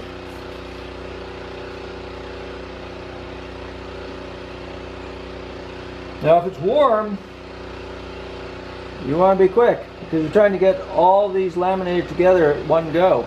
You don't want the first batch of epoxy to be setting up on you. That's why this tooth spreader is kind of nice. It makes it fast. This is not a time to try to be too neat. You're going to get a lot of epoxies all over the place. The gloves are very important for this job. You don't want to try to do this without gloves. Make sure you don't leave any bare wood. That's a real no-no. So get your light right so you can see where you've got coating and where you haven't. And this is going to be a little bit short at 4, but not short by a lot, but just a little bit short. So you might want to mix up 6 at a time. That will give you plenty to coat this piece. Again, our goal is to have a small amount of epoxy squeeze out everywhere, but not huge amounts, because we don't want to have to deal. Well, no, 4 was good. I've still got plenty in here. So just 4, and I'll actually have some extra for moving on to the next surface.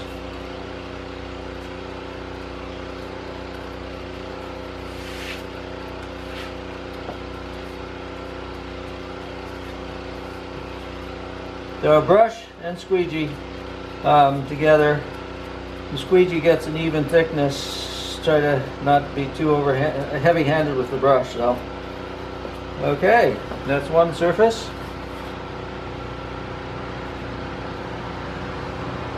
Now we're going to set that one aside, level, and we're going to do this surface.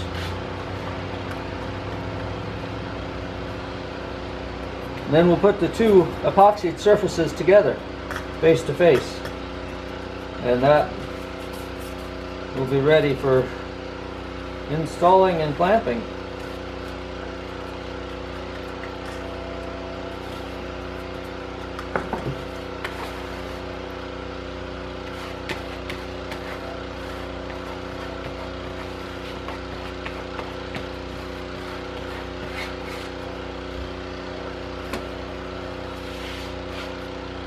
Okay, I'm going to go ahead and spread these. Next time I'm going to mix up 6, so we can go a little bit farther with the mixture. 6 large marks and 6 small marks of hardener. And then we'll get this spread, we'll flip this one face down on top of it, then we'll separate the next 2 and spread both those, and we'll be back here shortly. Okay, so this is the part I wanted you to see. This is the technique. So this part, this is the first one we coated. That's coated with epoxy very evenly. And this one is coated with epoxy. We're just going to flip this one down on top of that one. And then we're going to set that aside. And coat, well, let's actually coat this surface.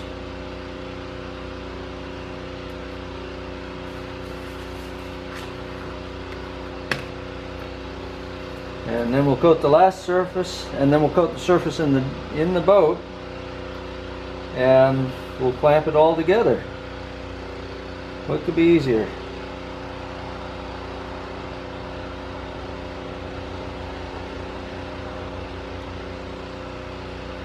Okay.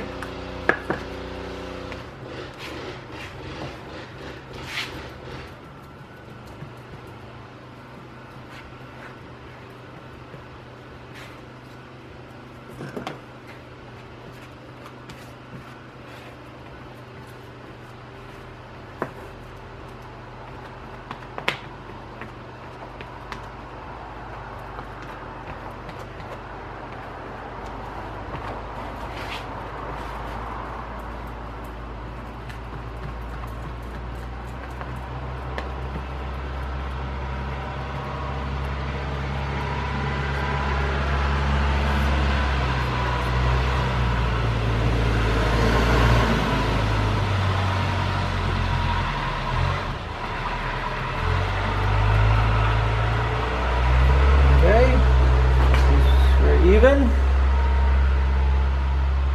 is lined up. Okay, and we'll set those aside. Put this surface.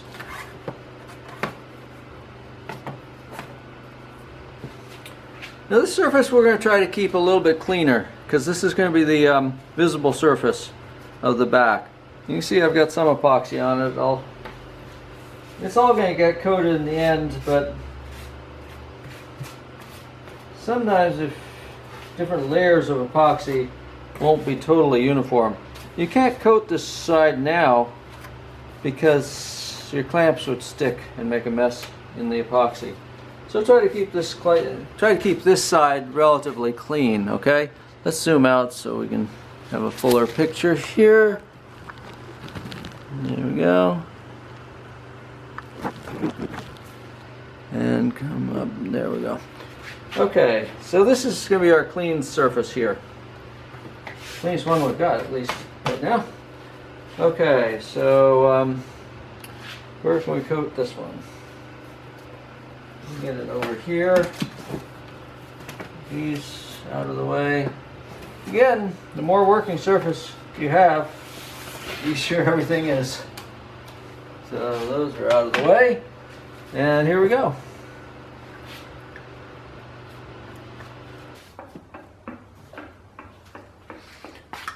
So I actually did change my mixing schedule a little bit from what I was telling you. I did 4 and then 6, no, 4 and then 8. And now I think another 6 will probably do it. So I'll do 6 now. Hopefully that'll finish this piece and do the piece in the back. Actually, I don't think I need 6. Probably, maybe I'll just do 5. It'll do it. So I did 4, 8, and 5 large marks. That was 5, and 5 small marks of hardener.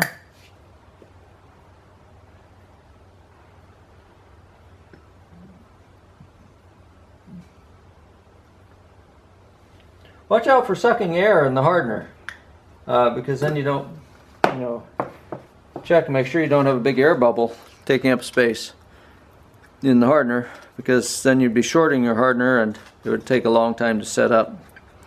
And if you short it too much, it'll never set up. Okay, and let's get back up in here where we're working.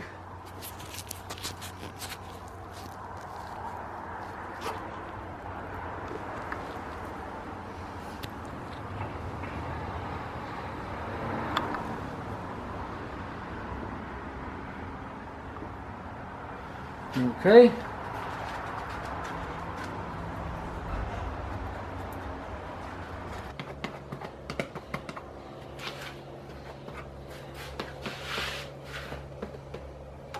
Now you can see how fast it is spreading the epoxy with the toothed squeegee. It just automatically gets an even coating on there. And speed is often the key to these steps working with epoxy to work well. Okay, and that's coated. Let's put that on here. Set that on our other pieces, like so. And take that aside a little bit. And then we'll coat the back of the seat in the boat. Let's see if we can get a view of that. Here we go. I'm going to coat that. Now I'm going to put down some plastic inside the boat. I don't want a whole lot of epoxy here. We'll put some plastic down inside the boat so we don't get a whole lot of epoxy in the boat. That'll work just right there. Perfect. Because even if we're neat spreading, when we clamp it, we'll get epoxy squeezing out. At least that's the hope. We want epoxy to squeeze out when we clamp it.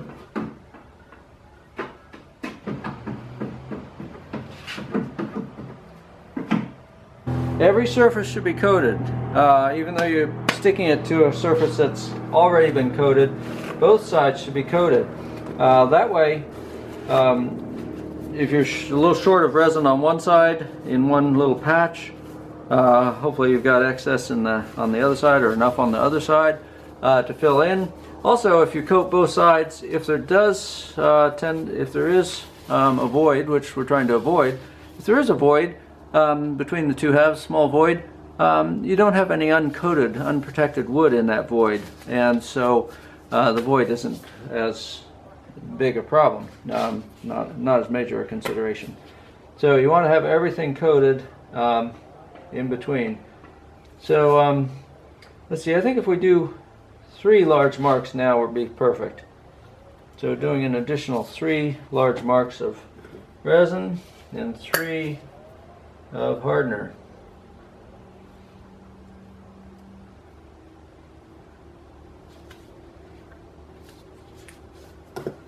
Okay, last surface.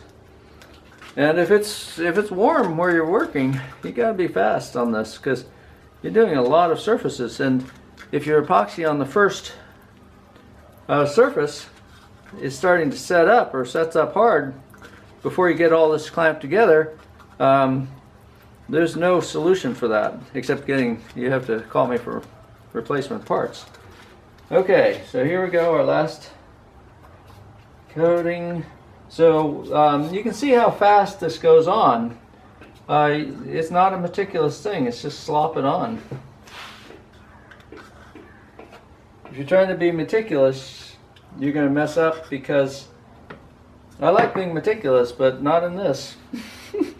Because you'll mess up by having it set off on you and before you get it clamped.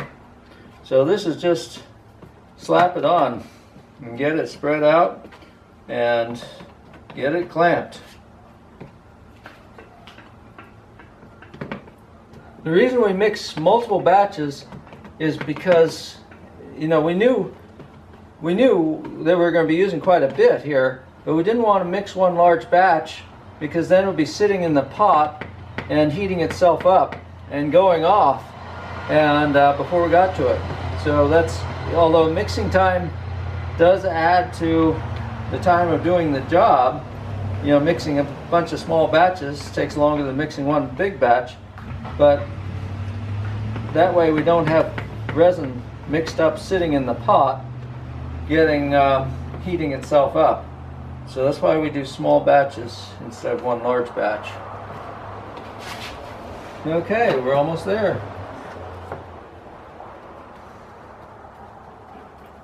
This corner, and now we're ready to stick it together. Okay, let's get focused on the back of the seat. Let's move in closer so you get a good view of what we're doing. Now this is a little fiddly because epoxy is pretty darn slippery stuff, and we've got a lot of layers of material, and we're going to try to get it all, you know, essentially perfect. Here, all the edges lined up perfectly. Okay, you have a pretty good shot of that. Okay, and here are 3 pieces, all nicely lined up. You can squeeze them in the middle to line them up, squeeze them at the top and bottom, squeeze any. These little lightning holes are real good for lining up. Now, this is our good surface here that we're going to be coating later, but not coating now. And here's our wet surface. We're going to put the wet surface to the wet surface. Okay? Slide that in place there. And I'll line it up with the original one, squeezing everywhere.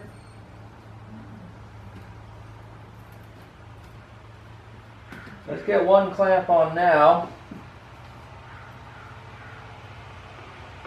Where's the clamp? Can't find the end one. Here. Okay.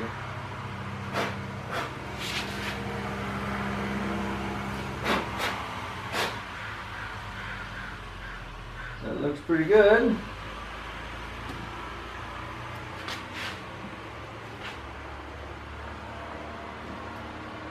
Okay, another big one.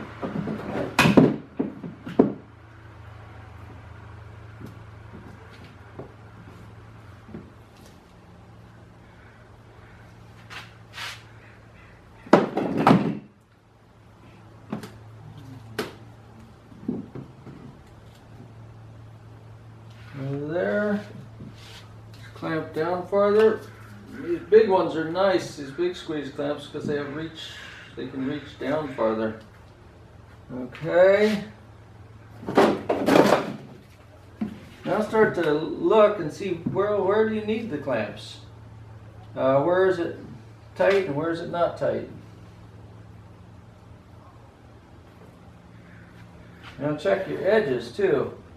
Make sure your outside edges are flush and even.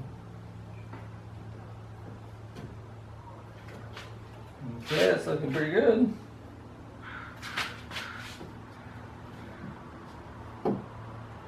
Nice, okay. And some of these small ones we'll put along the bottom. One rule with clamps is you never have too many. You never have enough, to tell the truth. You want to save a few for your coaming. You want to save some clamps for the coaming too. Then you're going to want a lot for that too.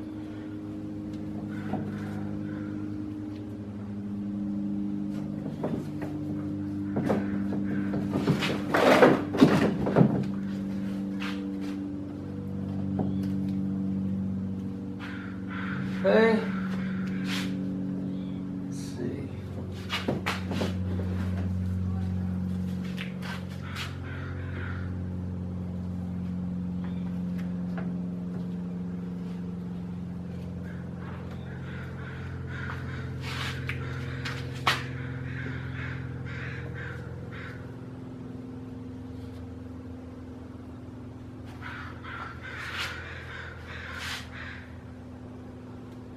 Looking pretty good. I have a little bit of separation here and here. So let's see what we can do about that. So we can get a clamp inside there. Okay, that's nice. And one inside here. A little tricky there, but that looks okay. We need one inside here as well. These look tight. That's a little separation there. Let's see what we can do there.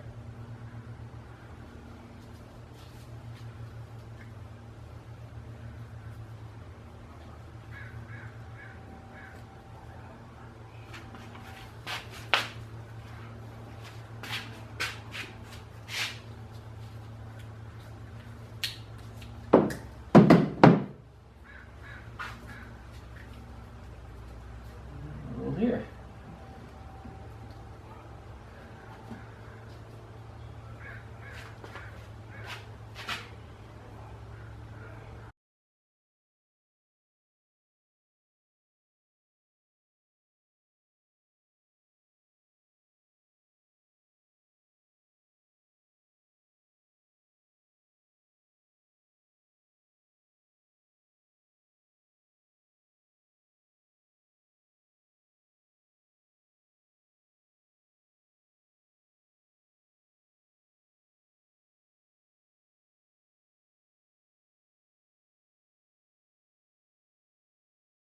Okay, you may as well see the system works pretty well for using sawhorses at this point. 2 blocks At the bow, space them a little closer. At the stern, a little bit farther apart, and then put a padding, some kind of foam or a comforter or a quilt or something on top.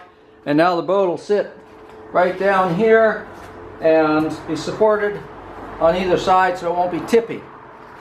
So that keeps your boat from being tippy on a sawhorse, and so you can work on it, get it level, and then work on it that way easily. And 2 sawhorses, of course, one at the front and one at the back. At the back end, again, let me explain, those blocks are further apart because the boat isn't as much of a V at the back end of the boat. The bottom of the boat is less of a V. Okay, and we'll get to work at the boat. We better get the boat first. Okay, starting up where we left off, myriad of clamps on here. I didn't have any of the paper clamps that come with the with the kit. So I had to use squeeze clamps, but I've got a lot of squeeze clamps, so that worked out okay. But paper clamps are easier, and they come with the kit, so you'll be all set. You don't need a million squeeze clamps. It would be helpful to have at least 5 squeeze clamps, maybe. Because they'll reach in farther than paper clamps, and even better, 10 squeeze clamps would be even better. Okay, and we were hoping to do the back, glue up the back of the seat, which we did, and the coaming at the same time, because it would have been a little bit easier to do it that way and faster, but we ran out of clamps and ran out of time. So we just got the back of the seat done. Now, since we didn't do the coaming at the same time, we wanted to make sure the coaming was in the right position. And so we've done a couple of things that I want to show you. Let's see if we get some of these clamps off so you can see what we did. We wanted the coaming to be spaced correctly. Remember, there are 2 layers of coaming, 2 more thicknesses of coaming that go inside the first piece of coaming and are laminated in. So we needed to create a spacing system between the outer piece of coaming and the back of the seat. And I'll show you that in just a second here as we get these clamps off. Now you can see these clamps are coming off pretty easily so far because we were careful not to get too much epoxy on the front side or the back side of the seat back. Okay, I'm going to tip up just a little bit here so I don't have to lean down so much. Okay. Now, some creative clamping is always helpful. Using the regular clamps in a normal way is great, but at times you find you want to be a little bit creative, and a regular clamp won't do it. Just what you want. So, what we've done is use tape where we needed it to hold things exactly in place. Let's look at this side first here. We'll zoom in and then move in closer. Right here. Okay, so first you see these pieces of tape coming down the side of the boat here. It comes over to a clamp on the inside. Make sure you can see this. This piece of tape comes, actually this piece of tape here goes over into a clamp on the inside. Let's see if you can see that. Now you don't need to copy this exactly, but what we're trying to do is pull this coaming right down into place. It was about 1/16 of an inch high right at the corner here. See if we can get a view of that. Whoopsie. Stabilize here. Okay, right at the corner, right in here. Oh, it focuses on the tape, not on the... Come on. I guess there, that's pretty good. Right at the corner, right here, the coaming, this piece of coaming, right at the corner was about 1/16 of an inch higher than we wanted it. That would have been okay, we could have lived with it, but why not get it down into place? Just exactly right. And so we took one piece of tape over the top and then right down to the coaming. So it's just attached to the clamp. Well, that worked fine. We just hooked it on the clamp, taped it to the clamp there, and then brought it up over the coaming and taped it to the coaming on this side. And then that still wasn't quite perfect, so we took a second piece of tape, taped it to the coaming on this side, right in here, and brought it over the top of the coaming and taped it on the side of the boat there. Okay, now this piece of tape, taped to the side of the boat here, goes all the way across, and here's some more creative clamping. We taped this can of hardener. It's not even very heavy, but the tape gives it some downward pressure.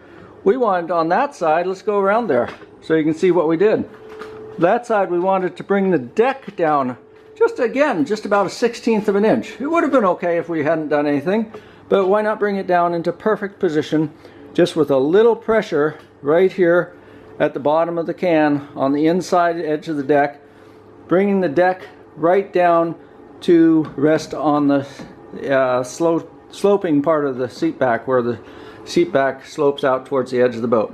Okay, so let's take this off. That was just taped on the side of the can. So there are a lot of ways to use tape to clamp things. Since we're not talking about a lot of pressure, we don't need much pressure to get these things perfectly in place. This tape won't release. Got it. We don't need much pressure to get these thin pieces of plywood to conform, but it does take a little pressure sometimes to get everything perfectly lined up. So that's what we did in that case. If we hadn't done any of that sort of specialized custom clamping, we would have been okay, but it's nice to be perfect when you can be perfect just for the cost of a couple of feet of tape, blue tape. Why not be perfect? Okay, then one other thing that we did right at the end. Oh, so let me show you the spacing here. This is important. Remember, we want 2 more pieces of coaming to fit in this space between the outer piece of coaming and the back of the seat. I'll show you. So we used the tape here. This one wanted to come out a little bit. We wanted to make sure it would be at the right angle. So we used this piece of tape. Since it wants to pull out, we use this piece of tape, not to hold it in tight, but to hold it at just the right spacing. So there's just the right gap here for 2 more pieces of coaming to fit in. Okay, but now we can take that tape off. On the other side, however, we had the opposite situation. Let's look at the other side for a minute. Okay, on the other side, we had the opposite situation where the coaming wanted to pull right in against the seat back. Why? Well, wood does that. You know, was a living organism, and it varies a little bit. So on the other side of the coaming, on the starboard side, the coaming wanted to pull right in against the seat back, and so we stuck this little squeegee in there. The epoxy won't stick to the squeegee, so we stuck that in as a spacer, and that left room for the 2 pieces of coaming that we want to fit inside right in here in that gap. So that created a gap. On one side we closed the gap by taping the coaming in. On the other side we opened the gap by putting in a spacer. If you don't want to use the squeegee worked really well. You could alternately, you could use anything with saran wrap wrapped around it. And saran wrap won't stick to epoxy either. So either any kind of spacer, just don't put a piece of wood in there, because it's going to be, you have to chisel it or saw it to get it off. Okay, and then we'll get these clamps off and we'll have our seat back finished. I'm going to zoom out again so you can see the rest. Oh, yeah, one more detail, last detail. It's good to do this at the same time. It's pretty easy. I'm going to go down a little bit so you can see into that cavity there. It doesn't sound good if I call it a cavity, does it? See into that little area back underneath the side deck, between the side deck and the back deck, right in there. Okay, so we filled in there. I'm going to zoom out, I think it'll be clearer. A little low light here, but that's clear. So right at the end, we filled in here with fillets against the, down to the bottom, the back deck, and fillets up to the side deck. That's quite a bit of epoxy fill in there. Quite a good fillet. That's really strong now. So that joint between the back deck, the edge of the seat where it slopes down, and the side deck is super strong in there now.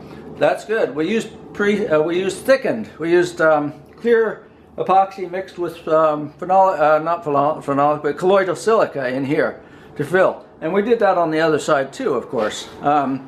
Lower angle still might be even better. Let's get down a little bit.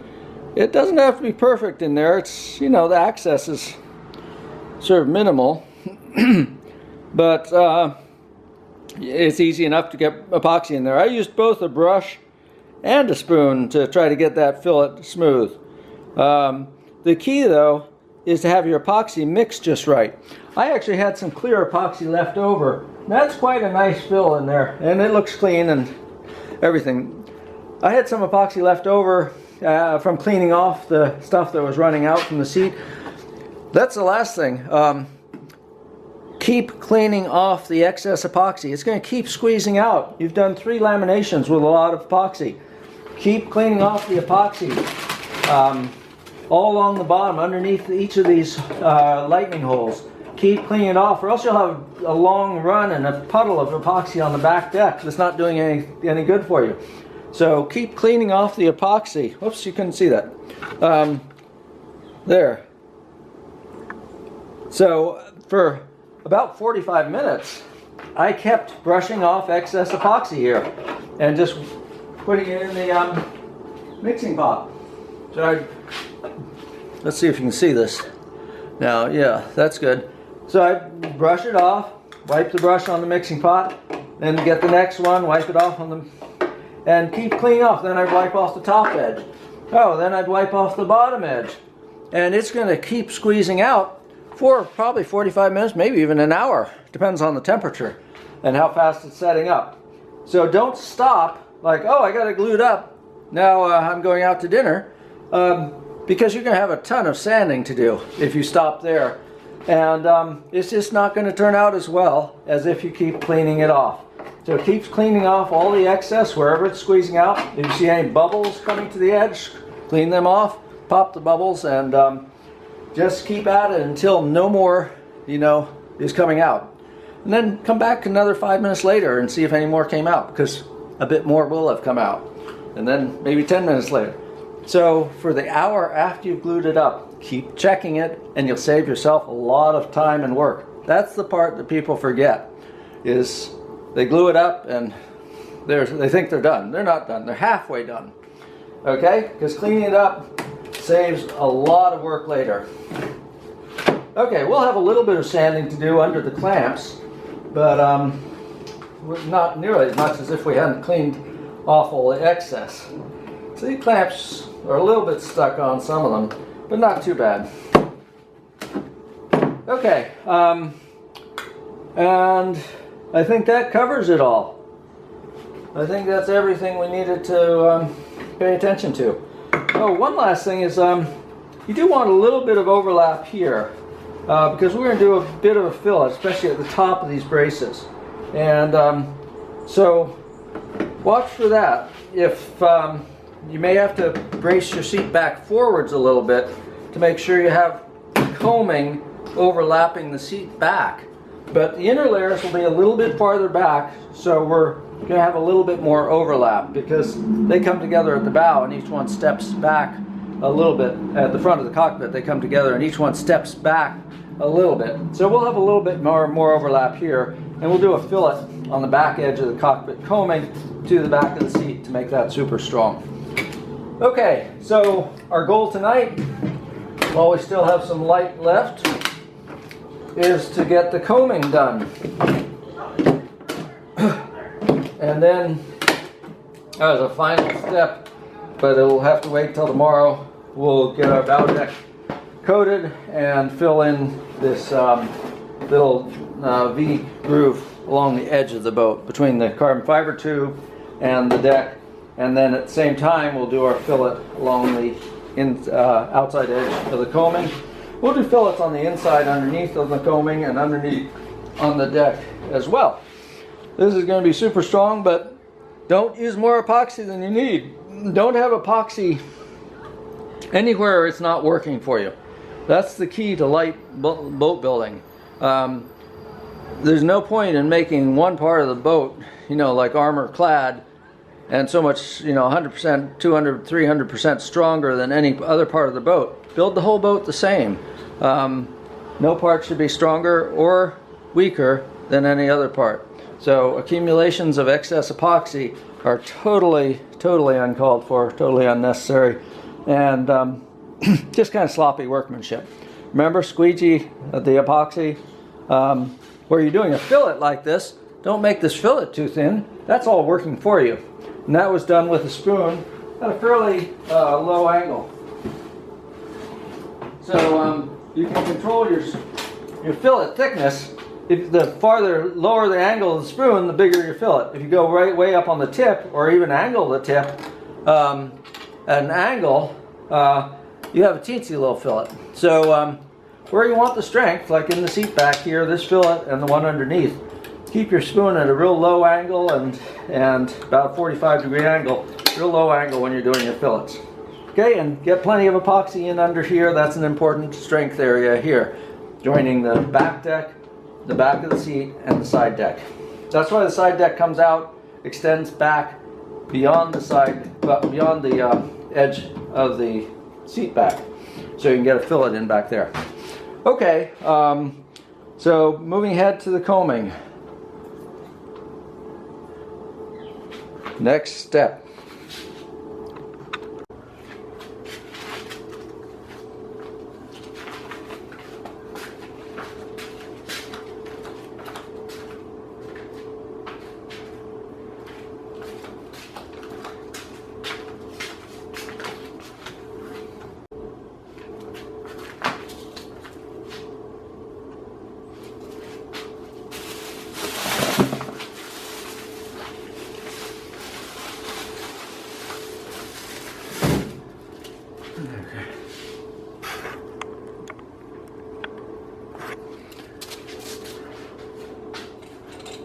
Okay,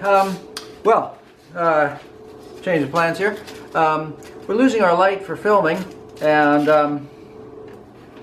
it's nice to have better light for working too. As you can see, I'm not working in my shop right now. I moved because this was convenient for other reasons. I prefer my shop, but I wanted to keep working on it, and I needed to be at this location, so I just set up here. But the light isn't as good for working after hours. So let's not waste this time though. So rather than proceed with the coaming tonight, we'll save that for tomorrow, and we'll get some of the sanding done. I always postpone the sanding as long as I can, but this is a perfect time to get caught up with it. Okay, so we're going to start with 100 grit, this great purple professional sandpaper, and rough it out, and then we'll move to 150 grit and then 220 grit. So the first start, I want to round the top of the seat and down to the edges, not beyond where the coaming goes. As we get down onto the side here where the coaming comes up against the side of the seat, there we'll just rough it up with 100 grit, so we'll get good adhesion with the epoxy. Because remember, we were talking about the advantage of doing it all together is you're going to get good adhesion because the epoxy is still wet. Well, we didn't have time to do it all together. That's fine. Not a concern at all, really. But if you didn't hit it with sandpaper or anything, you'd get, less good bond. So we're going to make sure we rough up the edge of the seat back in here where the coaming is going to be lying against it. We don't want to round it there though. We just want to rough it up. We want the coaming to lay against the flat surface there. So we're going to rough that up. We'll probably put a little piece of plywood or a squeegee or something inside the plywood, inside the sandpaper, so we can sand a flat edge without rounding it. That'll work well like that. So that'll clean it up, and we'll get a real good bond there still, even though it's not wet epoxy. And you can, again, at this stage, you can make sure those the next two pieces of coaming will fit down in the gap here all the way down, so the tops are flush here. If you have to open up that gap a little bit with sandpaper, that's fine, not a problem. It'll sand away any epoxy bumps or anything quite easily. And so we'll get this sanded down, We'll get all these lightning holes sanded nicely. That sand's better without this. Roughed out, with 100 grit, with any grit, never sand across the grain. Always sand with the grain. Here in the lightning holes we can sand up and down because we're not on the surface. But if we sand on the surface up and down, we'll get deep scratches in the wood that will probably still be visible in our final finish, unless we sand really thoroughly with lighter grits across. So all the sanding on the surface has got to be across with the grain, and that will keep from scratching, crust scratches on the grain. Okay, so we'll start with 100 grit. Oh, one other point that I do want to make about the seat back. You'll notice that the grain on the different seat back pieces, 3 of them are lined up with the grain going across the seat, and 1 is lined up with the grain going up and down on the seat. That's just to give you more wood grain running in different directions. But I would, my inclination is to put the one with the wood grain running up and down in the middle of the laminate, someplace in one of the inner layers, the inner 2 layers, rather than on the surface back or surface front or surface back. That's just my preference. I don't think it's really a strength thing so much. Okay, now as far as your skill in woodworking, rounding this top edge is a real nice detail. So you can get a real even round on that with the 100 grit, and then proceed to 150 grit or 120 and then 150 and then 220 or even 180. The more grits you use, the faster and easier the sanding is. If you jump grits too far, like you jump from 100 grit to 220, you're going to be working super hard, 3 or 4 times as hard and long, trying to sand out the 100 grit scratches with 220 grit, as if you go 100 grit, 120, 150, 180, and then 220. The more grits you have and the more grits you use, the less work you do. And the better finish you get, the better result. You won't get a good result if you go from 100 grit to 220. Even though you work 5 times as long, you'll still have scratches that show through. It won't be a nice finish. Okay, so I think that covers what we're doing now. Oh, except while I'm sanding, I'm going to take 220 grit and sand all of the bow deck and the outside of the coaming. Outside, maybe I won't do the outside of the coaming because we'll get some epoxy dripping down that surface, I'm afraid. And so sanding is probably premature. But I'm going to sand all of the deck and get that done so it's ready to coat. Okay, so I think that's all you need to see for now. And tomorrow we'll get working on the coaming, laminating that together. Okay, one question I get a lot from people, and it's a good question, is how much the discoloration from earlier layers of epoxy getting on a surface is going to show through when you recoat it with recoat the whole surface with epoxy. That's a very good question, and there's no easy answer to that because for several reasons. The epoxy changes viscosity for a number of reasons. Temperature changes the viscosity of epoxy a lot. Colder, it's thicker. Warmer, it's almost water consistency if it's warm enough. And the viscosity also changes as it sets up. So 5 minutes into its setting, it's slightly different viscosity than it is 15 minutes into its setting. Now, the viscosity affects how much epoxy will penetrate the wood grain and soak in, how deep it will soak in. As it soaks into the wood more and more, the epoxy darkens the wood more. So if also if it's a very thin, like just a fingerprint, it won't have, there's very little epoxy there, it won't have soaked into the wood at all. It'll just have coated the surface, and the wood underneath, right underneath the epoxy, will be very light colored, even though you can see the fingerprint.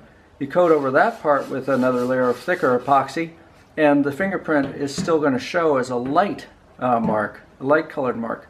If you have really liquid epoxy that's soaked into the wood a lot on the first coat, or where you spilled a little bit or squeezed out or wiped it off.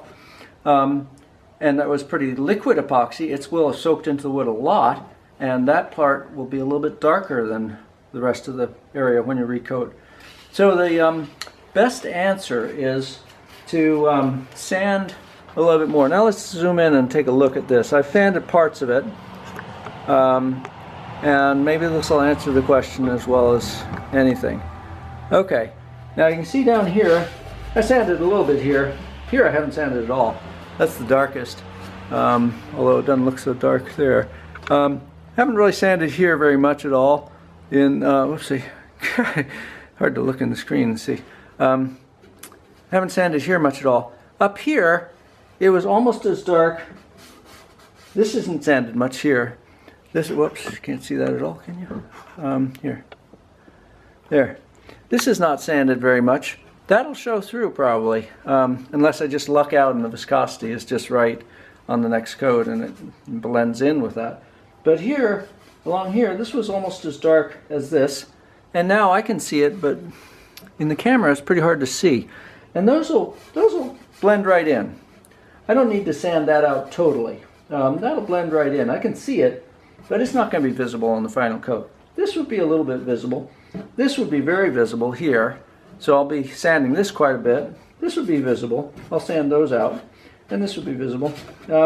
So these areas down here, I need to sand more. This I need to sand more. This is fine across here. This I should sand a little bit more across here. This is almost good enough here, but I'll sand it a little bit more. Okay, so you know, that gives you a range. You don't want to put a power sander on here because you'll sand through the top layer of veneer. It's very thin, and then you'll get the look of it's not. I don't like it. I mean, it might not bother you, but I would avoid it. When you sand through the top layer of veneer that has grain running this way, you expose the veneer that has grain running the other way in just one area, and it's really going to be a very different color and everything from the surface. So I would definitely not put a power sander on here. I would do this by hand and just sand the places that need it till the color is a little bit lighter where the darker patches of epoxy were on the surface. But they don't have to be totally sanded out. Okay, hopefully that helps with that question. Oh, I also wanted to emphasize underneath the seat. Now we got to zoom out again. Underneath the bottom edge of the seat back, make sure there are no rough edges there. Make sure that's smooth, because inevitably you're going to want to slide life jackets or picnic lunches or various other things underneath the back edge of that seat. So make sure that's nice and smooth. Make sure this is a nice smooth round here, so you don't be rubbing your back against a real sharp edge there. If when you push yourself back in the kayak, and then on the surface, just get out the dark spots a little bit, get them lighter, and then smooth this up so it's a real fine sanding job, so it'll coat nicely and look really elegant. And on the top, that's the most visible place, so really work at the top, get a nice smooth round on there that's going to look, show off your boat nicely. Okay, good. That covers that.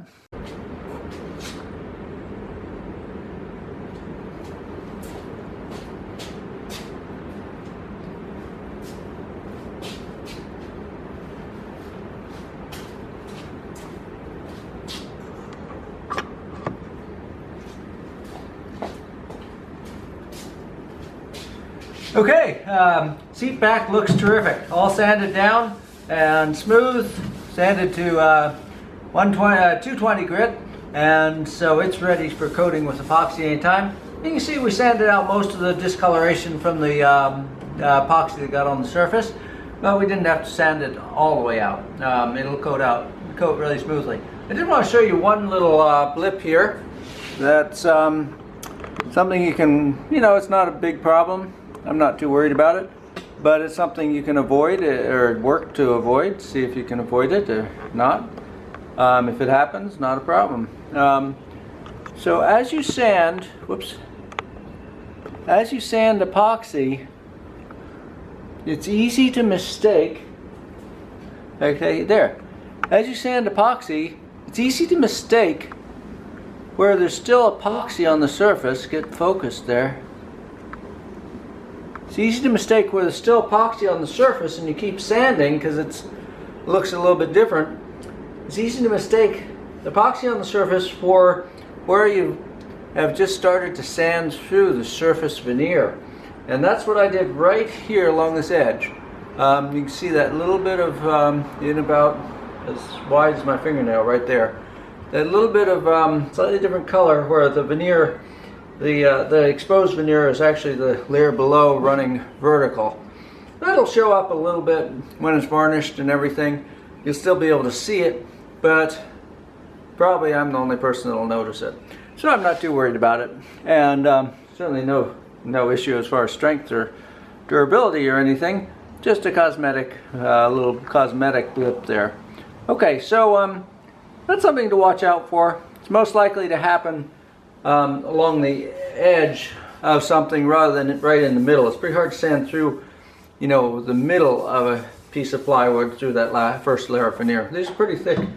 Well, it's thin plywood, so the veneers can't be too thick, but it is a nice, nice thick surface veneer relative to the thickness of the plywood.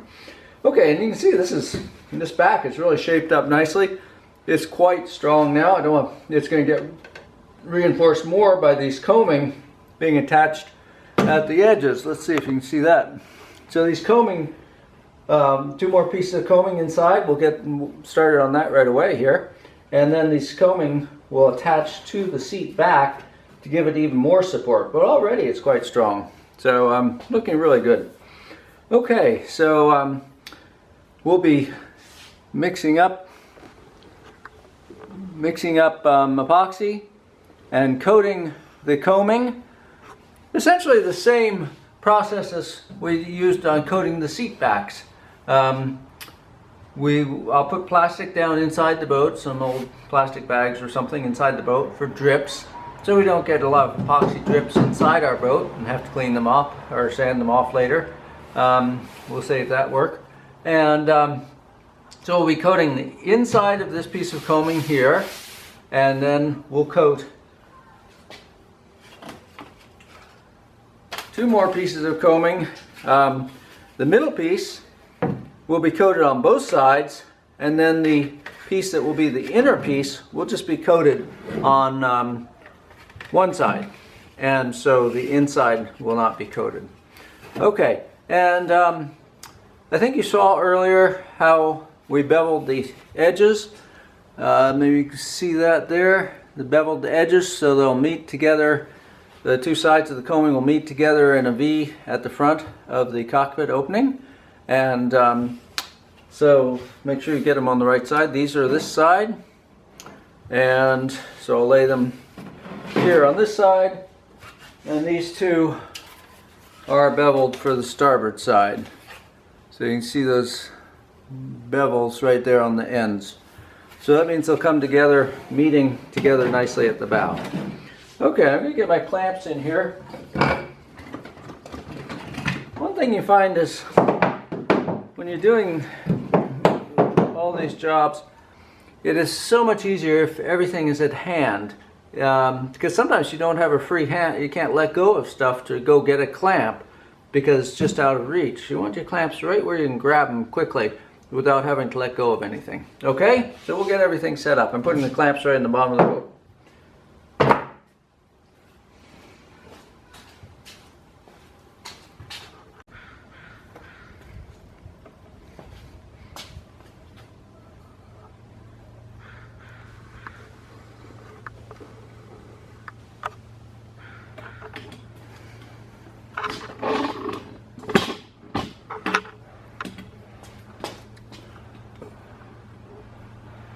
Okay, so the other thing I'm going to hope to do today, we always try to get more done than we actually have time for and light for, but the other thing I'm going to try to get done today is filling this valley, this dip we created between the carbon fiber tube and the deck plywood.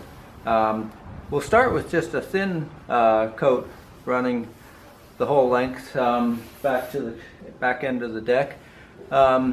And then we'll check that. Some of that may sink in and run through, but we'll let that set up till it's tacky but not sticky. And then we'll do our thicker coating.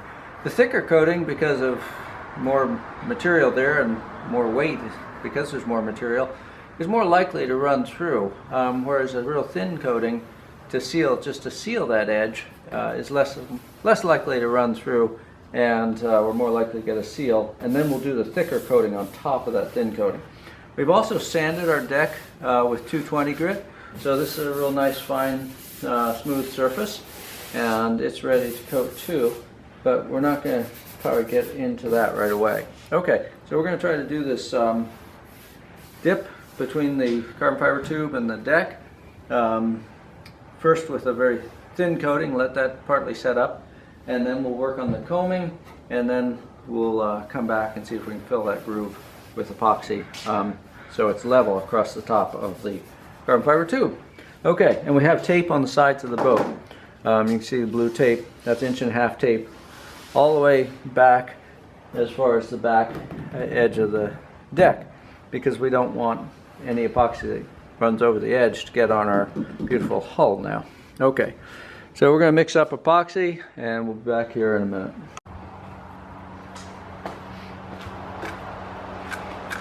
Okay, I've got 4 large marks of resin and 4 small marks of hardener mixed up here, and it's a little cool out here, a little bit below 60 probably, so I'm not too worried about timing. And I did warm this up over a lamp a little bit because I want it to set off a little bit faster. And so we have one of the small 1/2" brushes, and let's see, you can't quite see that. I'm going to get you so you can see right where I'm starting here, right at the bow. Okay, and we're just going to be spooning that in with the brush and trying to make a steady line along there. Okay, that's looking good there. A little wobbly at the very beginning, but that's okay. And we'll be coming back while this is still tacky before it sets up completely and adding more resin to fill in this whole valley here. But right now we're just trying to get a seal between the carbon fiber tube and the deck so material won't run through.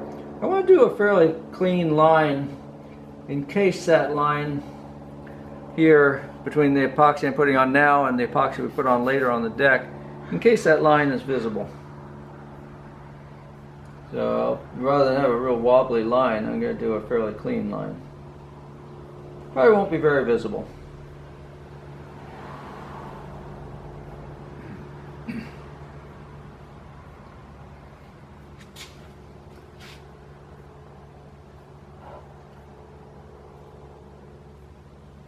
Now you may remember in the earlier video for the first build on the lighter, smaller lighter kayak, we filled this all the way initially, but we did find that there were places where the epoxy ran through, and then we had to keep filling. That approach was fine, worked fine, but this is a slightly different approach to get to the same place. Here, just this coating is just to seal it up, and there's not much force behind this epoxy because it's just a thin coating, so it's less likely to run through anywhere, and yet it should seal the edge, and then our thicker coating will sit in that groove without running through. At least that's the idea. We'll still probably get a few places we have to refill, but maybe a little bit less. So you can see there often are 2 or 3 different approaches to achieving the same thing, and that's just fine. Okay, so we'll keep going with this right along, and then we'll start working on our coaming and laminating that together. I'll get back to you as soon as we start working on the coaming. Okay, we got coated all along the edge there, and now we're going to get ready to work on our coaming. Let's do another, actually we're going to be using a fair amount of epoxy here. Let me see which side this is. We want to do both sides at once. We want to do one on one side and then one on the other side. Remember, you're looking for your nicest finish on the inside piece. That one looks really nice, so I'll use that. That looks fine too. I'll use this as the inside one though, and this one I'll use as my middle piece on the starboard side. I gotta move these clamps under the boat here. Get a good working area. Okay, and let's mix up, we're going to be using a lot here, and let's get gloves, and then let's mix up 8 large marks. Okay? It's nice to have gloves that are large enough that they go on easily, but you don't want your the fingertips of your gloves to be so long that they're dragging in the epoxy. That makes a mess. But if they're too tight, it's just a nuisance putting them on. Okay, so 8 large marks. There's 4 large marks. There's another 4. It's always good talking to yourself so you don't forget. So that's 8 large marks. And 8 small marks of resin, of hardener.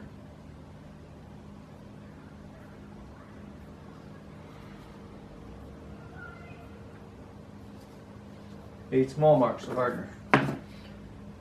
Okay, and paper towel. A little drip here. There we go. And mixing up. This resin I don't think I'll heat up because I've got a big glue job to do here. Both sides of the coaming and all these different surfaces. It's a big glue job.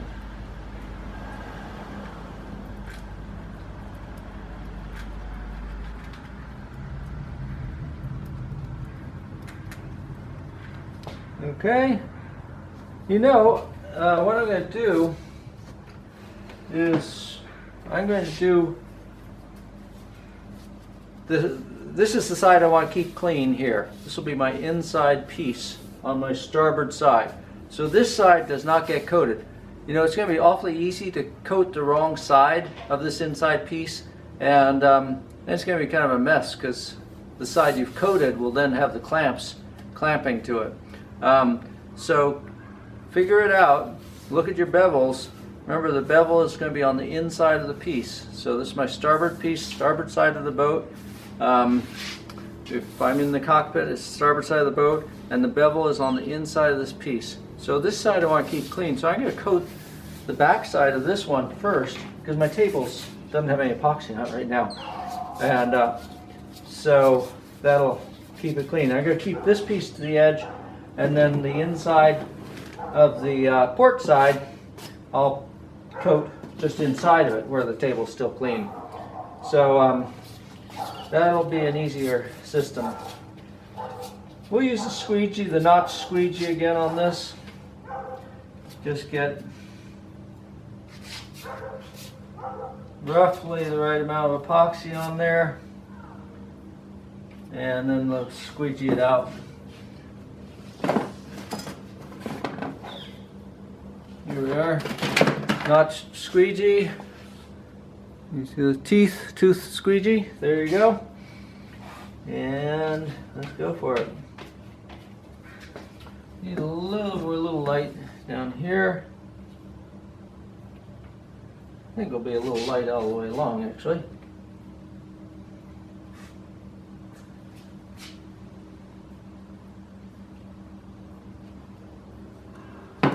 Okay, that should do it a bit better. Now with the notch squeegee upright, you're going to get the thickest coating. If you hold the squeegee upright, you can't quite see where we're working, can you? Okay, there you go. You hold the squeegee upright, more or less vertical, you'll get the most epoxy coating. The lower you hold the angle, the less epoxy you get on there. So I'm holding it about a 50-degree angle. bit higher than a 45-degree angle there, because I want a good coating here. You may wonder why we had so much squeezing out on the seat. Well, that's what you want. If you don't have epoxy squeezing out, you probably have voids or dry spots even. So you want more than you want it to squeeze out everywhere, at every edge. But at the same time, you don't want huge amounts to squeeze out. We had just the right amount squeezing out on the seat back. That we know we got a really solid joint everywhere, no dry spots. It's nice to get the any brush hairs out, because brush hairs are relatively thick compared to the epoxy joint, and will sort of hold those pieces of wood apart. So lift out any brush hairs from the brush. Maybe a little thicker than we need to be right now, but that's not bad. Better to be a little bit on the thick side and let it squeeze out and clean it up than it is to have it too thin.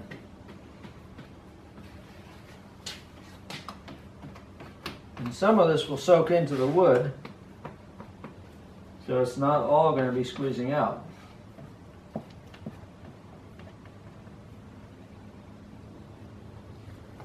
Okay, there's the inside on the starboard side. Put that one up there. Now let's get the inside on the port side.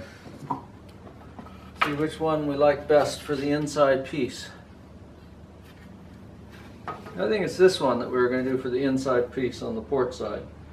So we'll spread this one next. That is the port side, and this is going to be the inside side. Here, the side with the bevel is the inside. So we want to, don't coat that side, coat the what'll be the outside surface. That'll be the glued surface. The inside surface we're not coating. Okay, so I'm going to spin this around so it lays on my table in a dry spot where there's no epoxy. Okay, and here we are. We're coating the correct side, aren't we? Yes. The side without the bevel.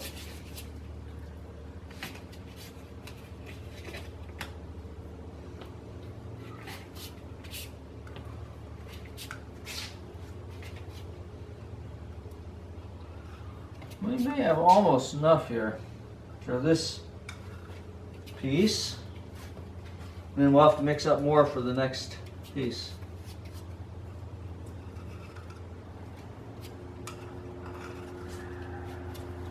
We'll see how that goes. This piece we're trying to keep the back side free of epoxy, relatively free, so we don't have to sand too much. So we're keeping it out of the epoxy that got on the table from spreading the first piece.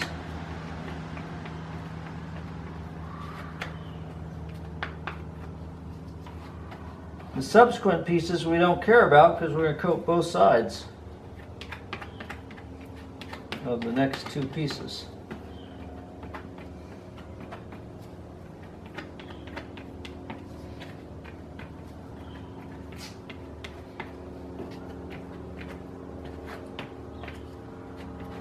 Watch for any dry spots. You don't want any uncoated wood here, but work quickly.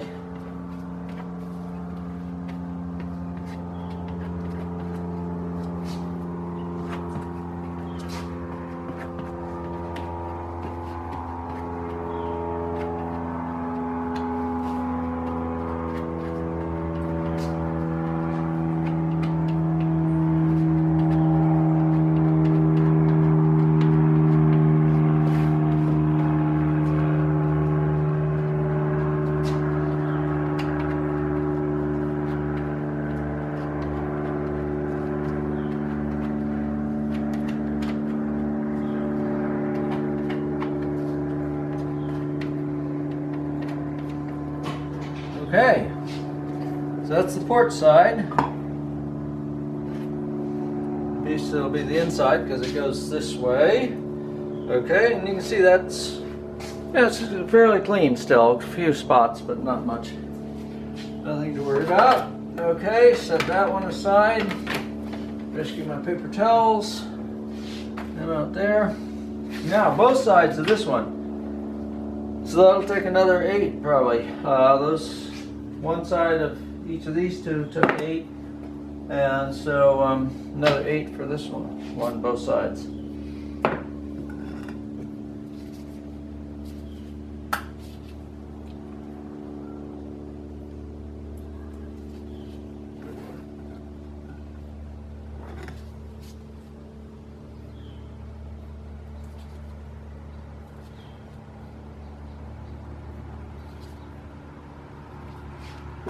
Okay, well, you got the picture, I think, on this. I'll coat both sides of this one, both sides of this one, and then we'll be back and we'll show you how we clamp it up. Okay.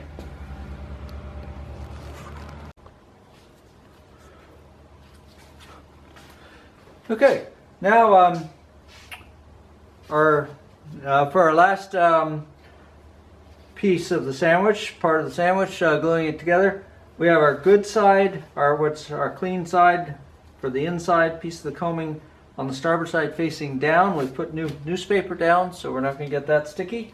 And both of these two facing surfaces are coated with epoxy, and they're stuck together now temporarily. I mean, they're not clamped or anything, but they're stuck together with wet epoxy. And now we'll be mixing another 8, and we'll coat the inside of this one and the inside of the second one, and then the port side, inside of the starboard, not the inside, but the inside piece of the sandwich for the starboard side, and the inside piece of the sandwich for the port side. And then after all the pieces we're adding are coated, then we'll go to the boat and coat the surface, inside surface of the coaming that's already attached to the boat. And I do want to show you, we've got really good plastic inside the boat now, and that's taped in place, so we're not going to have to worry about that sliding out of place. See the plastic for the drips inside the boat there? I think you can see it with the reflection off the plastic there. So make sure you get the plastic inside the boat positioned well, because that'll save a lot of work later. Okay, we'll get these pieces coated, and when everything's coated, we'll get back to you and show you the clamping process.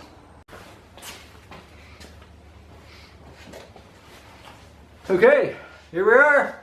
I'm gonna have to squat down with this.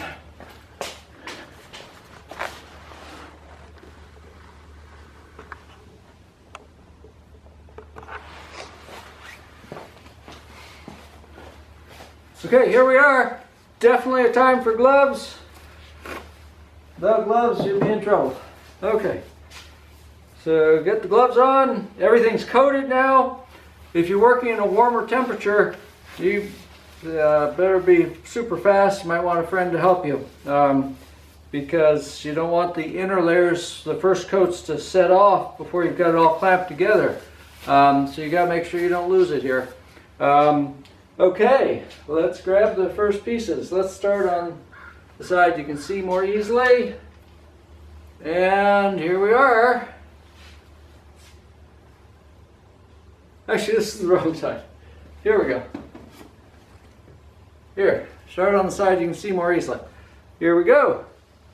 Now, these just line up perfectly with the piece that you've got on there already. So there's nothing too tricky about it. The tricky thing, though, is getting the bevels lined up right on one side so they'll work right with the other side. Now these pieces are almost stuck together. We're going to have to get them to slide apart. Oh, that is setting off a little bit. Not too much. Still sticky, but yeah, better be quick. Okay, so you want those bevels lined up just right.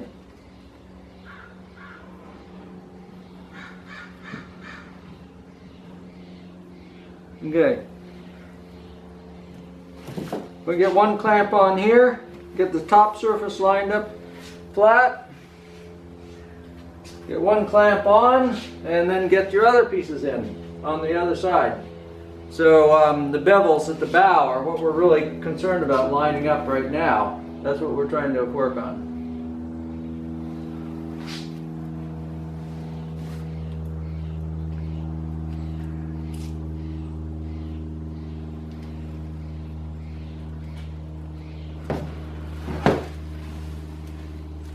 Okay, and grab your leftover epoxy and coat that inner bevel. There we go, on both sides.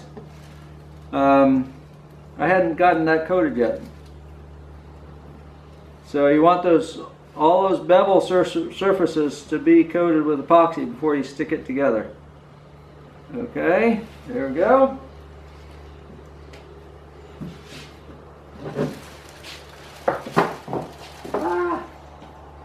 Sticky. Get your bevel in, the back in.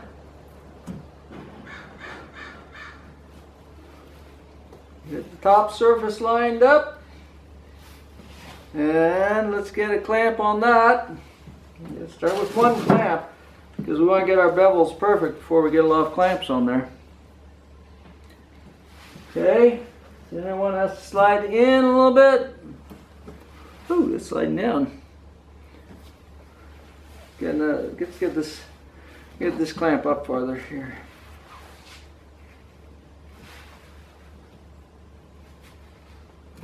Perfect is nice, but not absolutely necessary. Let that inside one forwards a little bit. Yeah. That's sliding. There, that looks pretty good. Quite nice. Okay.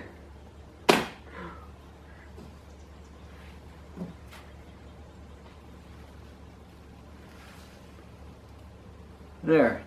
That's really what we want right there.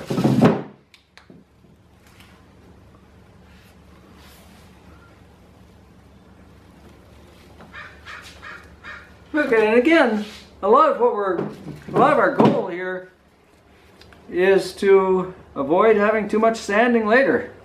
If we don't have the top pieces all totally flush, we can fix that with sanding later, but let's get them flush so we don't have to sand.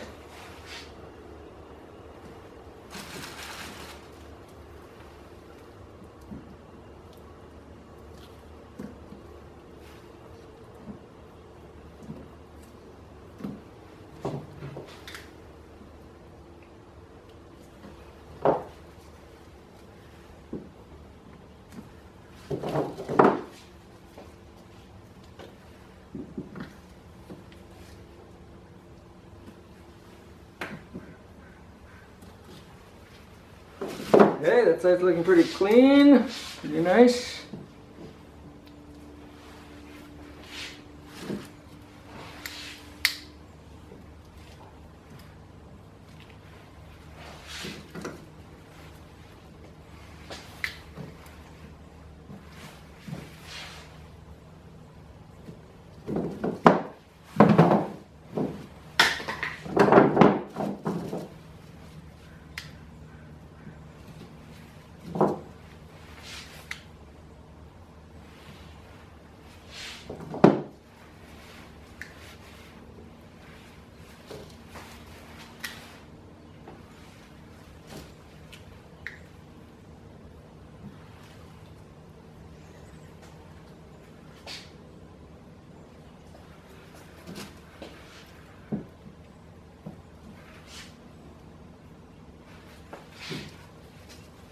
And then we can clamp along the bottom edge as well. Remember, there's a little bit of bottom edge sticking down there. that we can clamp along also. Paper clamps are good for this part as well, although squeeze clamps are quite nice.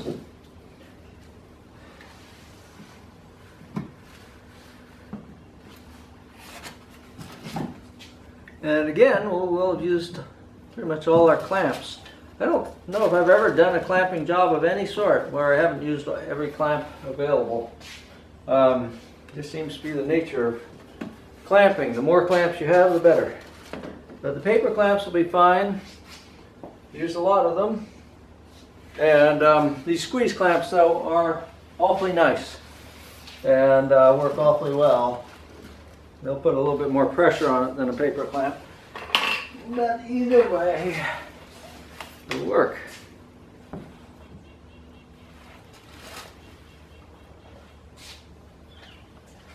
Okay, now we're looking really good there.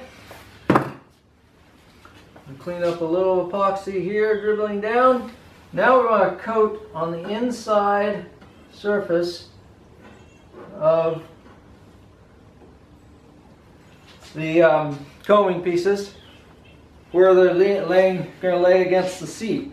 Hopefully you have a little bit more clear in your pot that you can scrape out, or you can catch some of the stuff that's probably dribbling down there.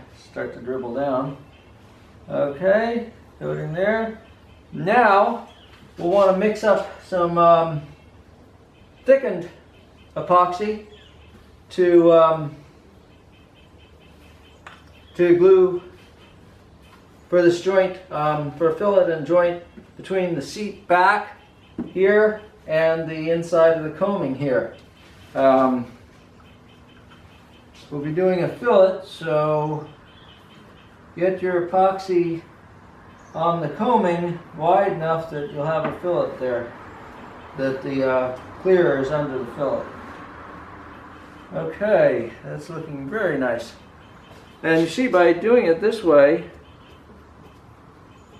check for any gaps. I have a little gap here I want to try to get together. So let's add another clamp. Yep, I'm down to my big ones here. Woo. Okay, that'll work. There we go. Okay, and our joint at the front looks pretty clean. We'll add a little pre-thickened there, maybe even a little bit more clear there, and we're looking good. Keep checking everywhere. Don't count on it being right without checking it. Okay. Then clean off anything that's squeezing out along the bottom edge. Should be getting some squeeze out there now. And you want to keep cleaning that bottom edge, because otherwise you can have drips that will need sanding later. And rather just wipe it off. It's so easy to wipe off. Well, it's liquid, you can wipe it off so easily, and sanding it off later takes work. So we're just getting the drips that are starting to form along the bottom edge. Okay.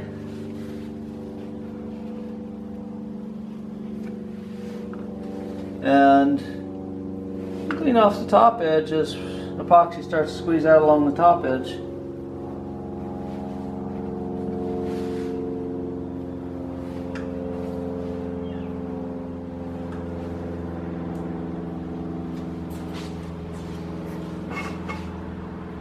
If you don't clean off the top edge, probably the epoxy is going to start to run down either on the inside or the outside, one or the other, and get on your clean surface.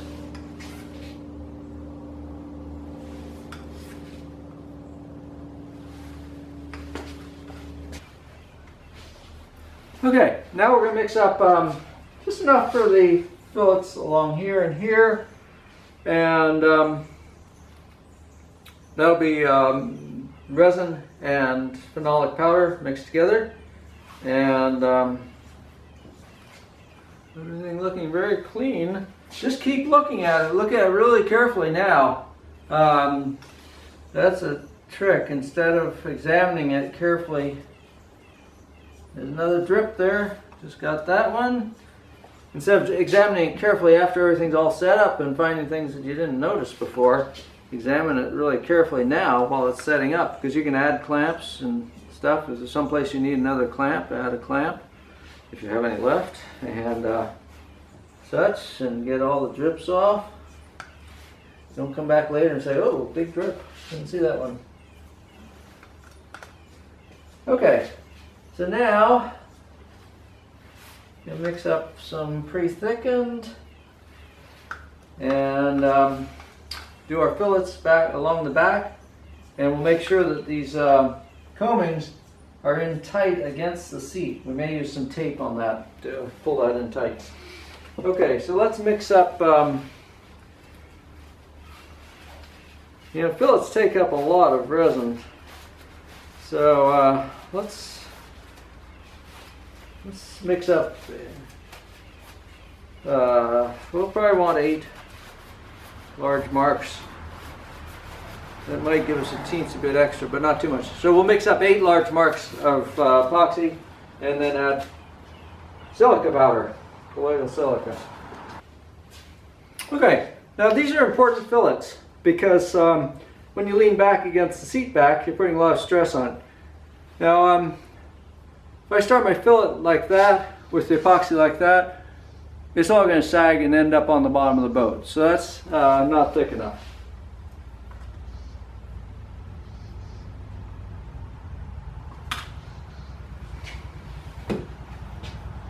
So we just added 1 more spoonful of silica.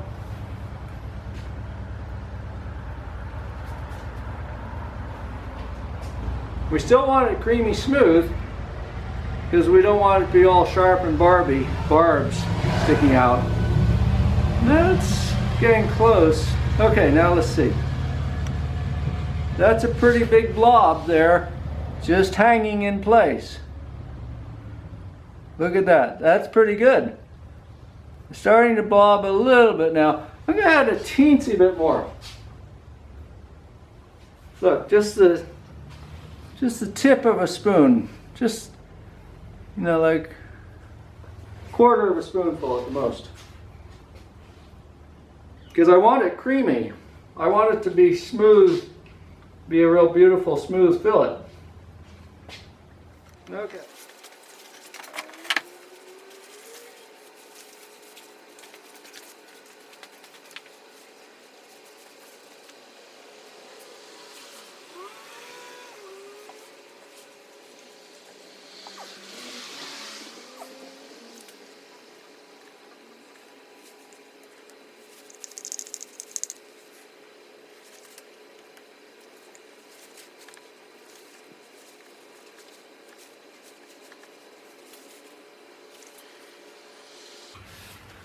There, that looks nice.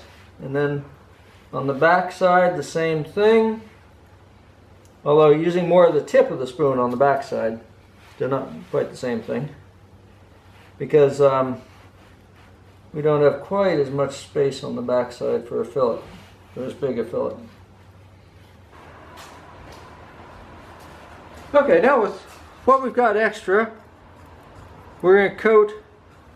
We're going to do another fillet, but we need a little bit more clear, so we're just mixing up 1 mark of clear here, and we're going to go and get the good fillet back in between the seat back and the side of the hull, way back in here, and between the seat back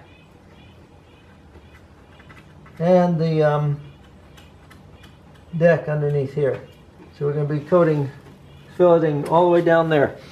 So we want some new clear to coat that with, and we'll do that on both sides. And let's coat the hull where that fillet's going to be too, with also with the clear. So we get a good bond there, and underneath the deck along there. Underneath the deck here, and up against the hull. There's a bit of a gap there between the seat back and the hull. Not a problem at all, because this pretty thick, the thickened epoxy is going to fill that right in nicely and make a real strong joint. So this is an upside down fillet, so you really want that epoxy to be fairly thick here, especially because there's a bit more of a gap as well. So you don't want it all dribbling out, running out. So this mixture is not going to sag at all. See how that's pretty thick there. Very good. Okay, so we'll get the other side the same with what we've got left, and then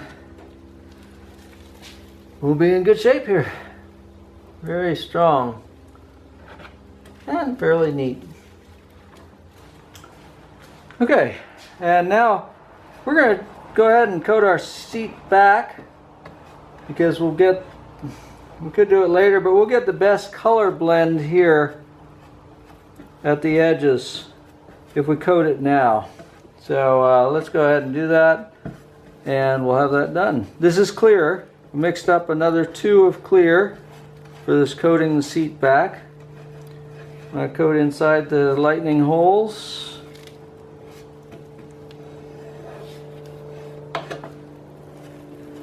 And at the edges, brush it right in to that edge and see if you can get that color to blend in. Take a while for the color to match, but it should start blending in better as you brush it.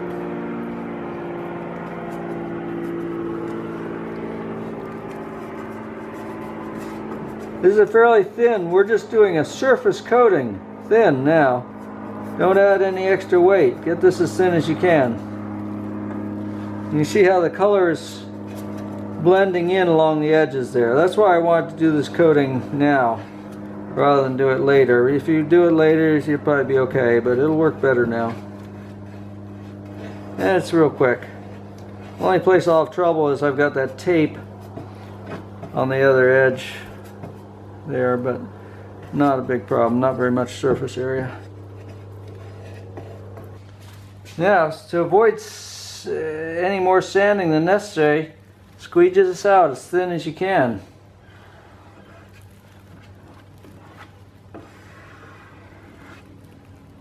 See, we're getting half the resin off when we squeegee it.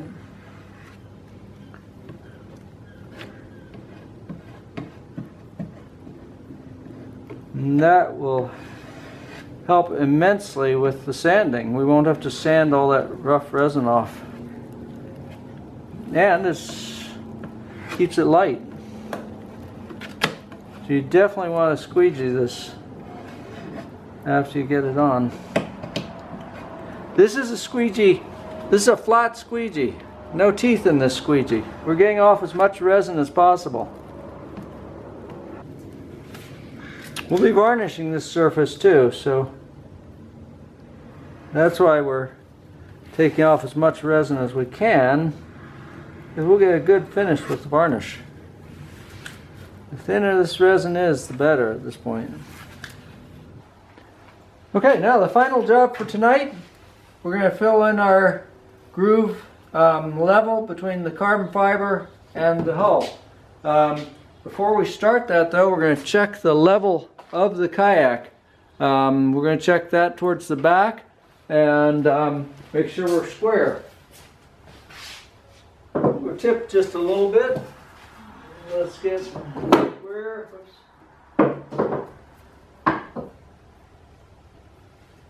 So we're going to go up on this side.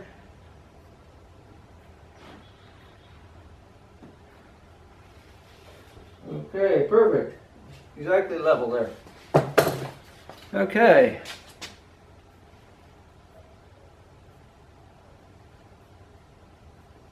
Now this time we want it to be filled level right across between the carbon fiber tube and the deck. Now if you get it too high, it's going to run down the sides and you'll have to catch it before it gets on the hull.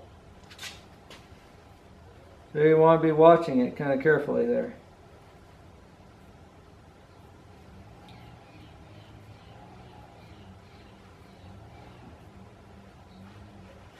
So filling in that V, then we'll come back and pop all the bubbles.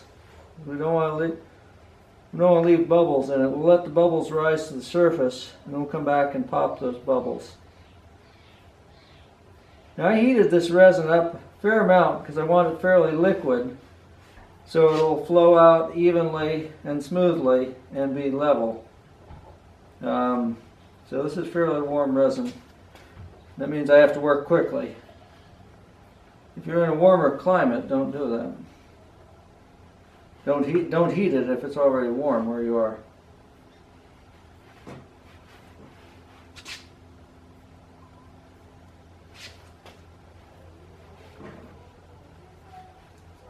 This is an important joint, so I wanted to get this last bit of resin on top of the resin I put on before, while that resin from before is still sticky, still tacky. So we'll get a good bond there. Much better bond than if the resin set off. Although if you didn't get it while it's still tacky, you'll be okay. Don't worry about it.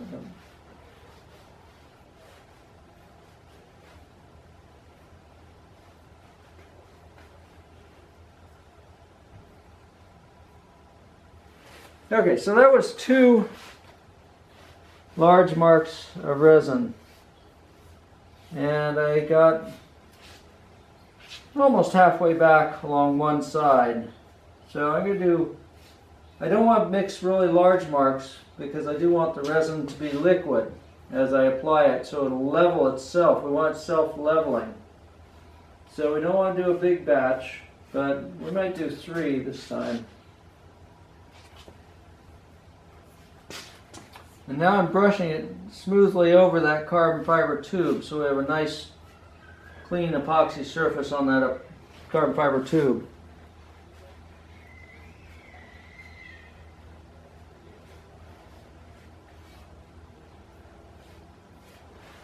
There, still bubbles, but we'll get those here in a minute. Don't have to worry about them yet. Okay, so we'll do 3 this time. A little bit more. 3 large marks of resin.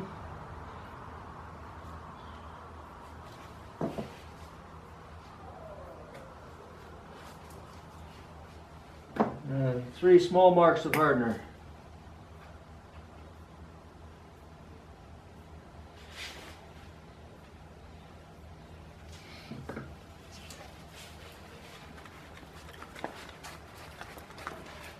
Okay, so we'll finish going along this side and then we'll come back and go along the other side and then we'll check for drips, and then as it starts to get a little closer to setting up, we'll brush out bubbles on the surface. Okay,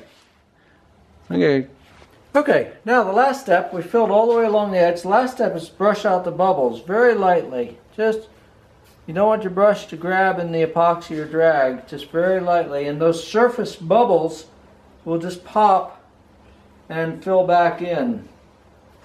Okay, you don't want to do it immediately after putting the epoxy in. You want it to level itself first and then brush over it. And this is an important step, This is an important, take a flat squeegee, no serrated edge, no teeth cut in it, and wipe along the top of the tape, the top edge of the tape, because if you don't do that, you will get your tape encapsulated in the epoxy, and then the tape won't come off. You'll have to sand it off. And here's a drip that's almost going down over the tape. Okay, get all the drips off your tape. Okay, but especially along the top edge. Make sure there's no epoxy up over that top edge. Okay, do that all the way along on both sides. And then come back in about 45 minutes while the epoxy is still green and pull your tape off before the epoxy gets hard.